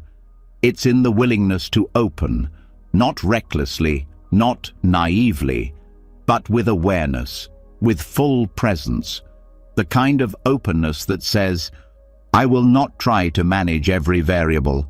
I will not organize my life into a fortress. I will meet what comes, and I will trust what stays. This shift feels strange at first, because we've been taught that control equals power, that caution equals wisdom, that planning every outcome is the smart thing to do. But what if that control is what's keeping life from reaching you? What if caution has turned into hesitation and planning into paralysis? The gate that stands open is not weak. It is deeply rooted in clarity. It is the result of seeing that your inner peace is not at risk just because the world is unpredictable, that your heart does not need to be behind walls to remain safe. That openness can be the foundation of the strongest kind of presence. Openness allows life to move freely. It makes space for connection. It allows unexpected beauty. It lets in the moments that control would have missed. And it teaches you that trust is not something you wait to feel. It's something you choose to practice. Not because everything is perfect, but because you've stopped needing to brace for the worst. To open the gate doesn't mean you never say no. It means your no comes from awareness, not from fear. It means you can walk away when something doesn't feel right, but you don't do it because you're afraid of discomfort. You do it because you're aligned with what matters. Your boundaries become cleaner, not walls, but lines of clarity. This kind of strength becomes evident in small moments. When you stop over-explaining, when you stop rehearsing every conversation, when you stop editing your truth to keep others comfortable. These acts of openness require courage because they risk being misunderstood, but they also create space for something real to emerge. And with that space comes relief. The mental load of control begins to lift. The constant monitoring, adjusting, preparing, it fades. You start to see how much effort went into keeping the gate closed and how little peace it actually brought. You start to realize that most of your safety came not from control, but from presence, from knowing you can meet life without hiding from it. The open gate also transforms relationships.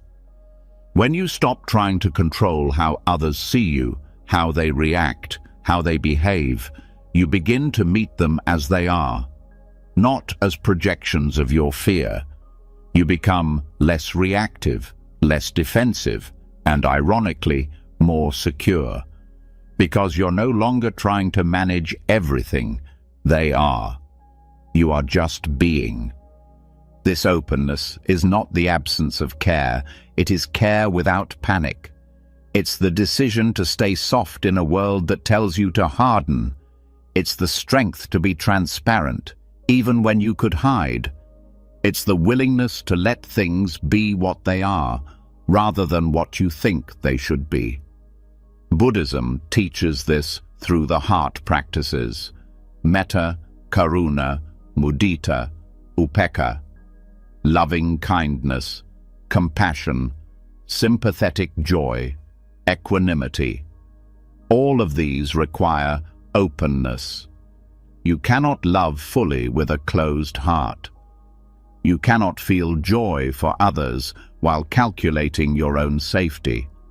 You cannot be at peace while controlling every outcome. The gate that stands open is the one that trusts itself. It doesn't fear the world because it no longer believes the world defines its worth. It doesn't hide because it no longer believes vulnerability is a threat. It knows pain may still come, but it also knows that trying to avoid it often brings more suffering than pain itself. So what happens when you open? You begin to feel, not just emotion, but aliveness. You begin to reconnect with the parts of you that had been quiet for too long. Creativity, spontaneity, play, the ability to move through life without second-guessing every step. You begin to feel the difference between living and managing, and when fear arises again, as it will, you don't shame yourself for it. You welcome it. You listen. You let it speak. But you no longer let it lock the gate. You thank it for its concern, and you move forward anyway. That is the heart of courage. Not the absence of fear, but the decision to open anyway. So tonight, ask yourself, what are you still protecting? What gate is still closed? Not because it must be, but because you forgot it could open. Don't force it. Just feel it. Let it be seen. Say to yourself, I am not safer behind the gate. I am stronger when I open. I trust what comes. I release what leaves.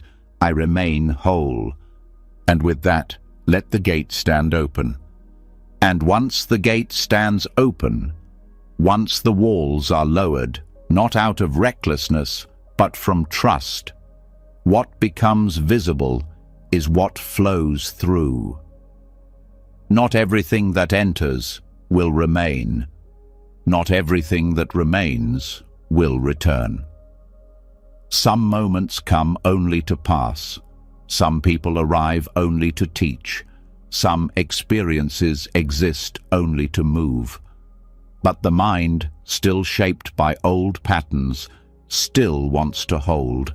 It wants to grasp every joy, every connection, every version of life, and say, stay.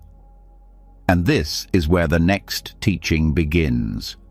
Not in fighting for permanence, but in surrendering to impermanence. Not in clinging, but in trusting the departure. Like sand that slips willingly through the fingers, not lost, not wasted, but returned. This kind of release is not passive, it's intentional. It's the recognition that what comes into your life is not meant to be owned. It's meant to be experienced. And when its time is done, letting it go is not a sign of failure, it's a sign of understanding.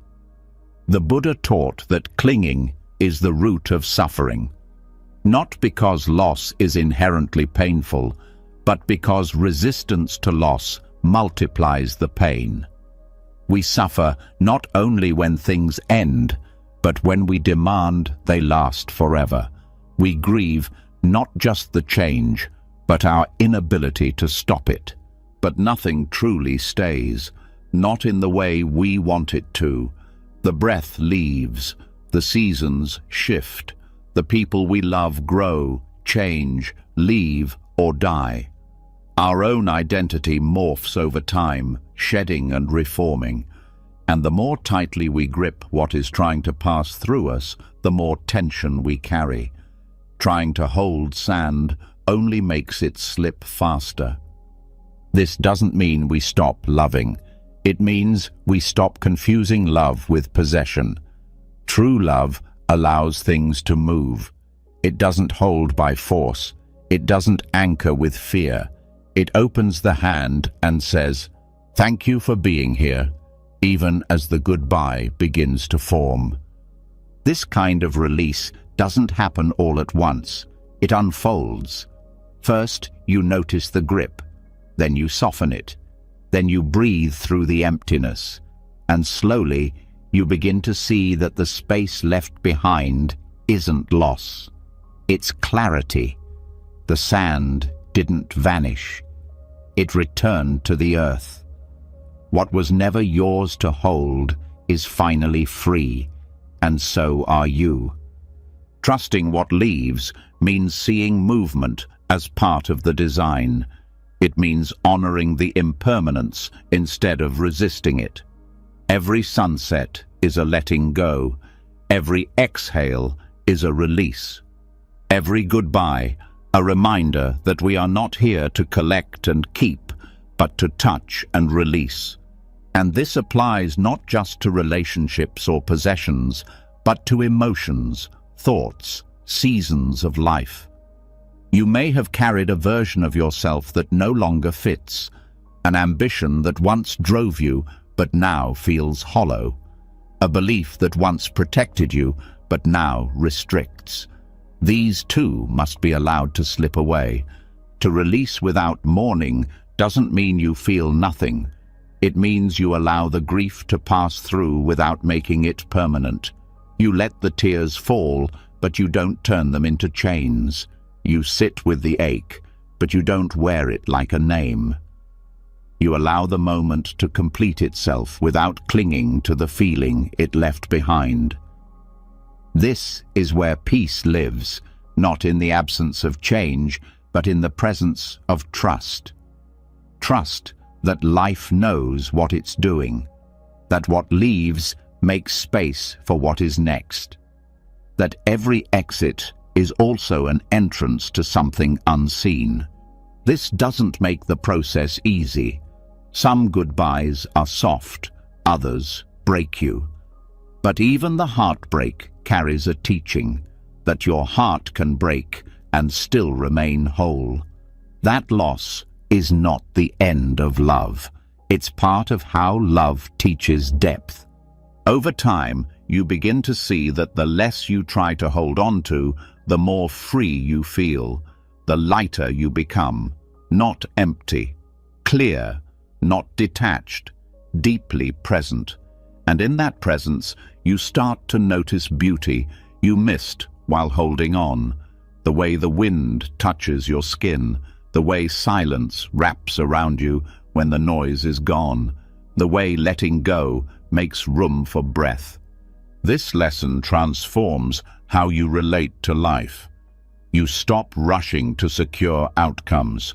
You stop trying to freeze time. You begin to participate instead of possess. You touch moments fully without needing them to last. You give your love completely without needing it to stay. And the irony is, the more you live this way, the more connected you feel. Not because you've captured anything, but because you're no longer afraid to lose it. You experience the fullness of now, not through grip, but through presence.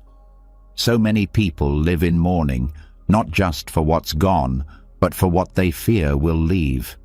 Anticipating loss, bracing for it, living half present in a moment they're already trying to hold on to. But that grip is the source of so much sorrow. It blinds you to the joy that's still here. It turns love into anxiety. It turns peace into a project. But when you allow the sand to slip, you meet what's real. You feel what's still with you. You honor what has passed. And you welcome what comes next, not as a replacement, but as a continuation. Tonight, notice what you're still holding, not with judgment, with kindness. What are you afraid to lose? What are you still gripping, even gently? Say to yourself, if it's meant to go, I won't make it stay. If it's meant to stay, I won't push it away. I will love fully, and I will release freely. Then open your hand. Let the sand fall. And once the sand slips through without resistance, once what leaves is not mourned but honored, the space it leaves behind becomes something rare, something unfamiliar to a mind used to movement, explanation, defense. That space, when no longer filled with grasping, begins to speak, but not with words, not with more effort. It speaks through what remains when everything else quiets. This is where the real shift begins, not with a reaction, not with a plan, but with the silence that finally answers the noise. Stillness in Buddhist practice is not passive. It is not the absence of sound, thought, or emotion. It is the deliberate resting of the mind's impulse to react. It is the place beyond inner argument, beyond the tug-of-war with life, where the storm of mental commentary slows, not because you forced it, but because you stepped out of its way. Stillness doesn't stop life. It stops the illusion that you must constantly respond to it. The noise, for many, becomes the default, the commentary, the worry, the mental rehearsals, the imagined futures and replayed pasts. The mind builds walls of sound, and in the middle of it all, we believe we are those sounds, that we are the fear, the anger, the planning, the memory. But Buddhist practice teaches that we are not the noise. We are the awareness that notices it, and that awareness becomes strongest in silence. Not a silence of avoidance, a silence of presence. When the breath is slow, when the body softens, when the mind is no longer trying to win, impress, justify, or control. That kind of silence is not emptiness. It is fullness without clutter. Non-reaction is one of the most radical teachings of the path, because it breaks the pattern the mind has built for survival, that everything must be answered, every insult must be defended, every discomfort must be solved, every uncertainty must be resolved. But in stillness, the truth becomes clear. Not every thought needs your attention. Not every feeling needs your comment. Not every moment needs your intervention. This doesn't mean you become indifferent. It means you become discerning. You see the noise rise, and instead of grabbing it, you watch it. You let it play out. And something powerful happens. The noise begins to dissolve. Not because it was defeated, but because it was no longer fed. Reaction feeds noise. Silence starves it. Stillness teaches that not responding is a response, and often it's the most intelligent one. When the world is pulling you in 1,000 directions, the wisest choice may be to sit, to breathe, to not move until movement is true. Not every urgency is yours to absorb. Not every call is meant to be answered. Not every pressure needs your energy.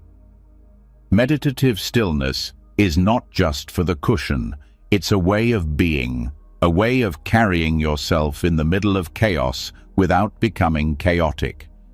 You learn to listen without agreeing, to feel without becoming overwhelmed, to notice your triggers without obeying them. The silence becomes your guide, not as a retreat, but as clarity. It's in this silence that resistance begins to fade, not by being pushed out, but by being seen for what it is, unnecessary. Most resistance is born from fear. Fear of what a moment means, fear of how something will end. But when you sit in silence and do nothing but observe, you begin to notice. The moment doesn't break you.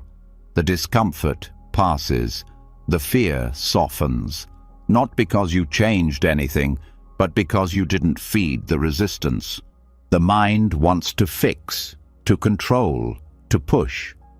But silence teaches a different way, a deeper wisdom, the kind that says, let it come, let it go, you do not have to chase it. That is the beginning of peace, Not because life is quiet, but because you are. Stillness brings depth. What once felt overwhelming now feels distant, not removed, but spacious. You start to see how much of what you feared was just a wave you didn't know how to watch. How much of your stress was reaction to reaction, layers of judgment, opinion, story, all unraveling the moment you no longer participate. This also transforms how you speak. When silence is your baseline, your words become cleaner, less defensive, less performative. You speak only when something real needs to be said, and when it's better not to speak, you're at ease with that too. There's no urge to fill space. You've made peace with the space, and the silence begins to speak back. It gives insights, not in loud epiphanies, but in soft realizations. Clarity appears not because you chased it, but because you made room for it, like muddy water settling when left alone, like a knot loosening on its own once the pulling stops. You learn to trust the quiet, to respect it, to find comfort in it, and in doing so, you stop trying to manufacture peace. You start living in it, because peace isn't created, it's uncovered. It's revealed when the noise is no longer in the way. This kind of stillness doesn't require you to stop life. It asks you to stop believing that every emotion is a call to action, that every thought deserves a stage, that every feeling means you're broken. It invites you to sit, to breathe, and to remember. Awareness doesn't need noise to be aware. Truth doesn't need force to be known. This practice becomes a refuge. When the world rises loud, when the mind spins, when others try to pull you into their storm, you return to silence, to the breath, to the space behind all of it.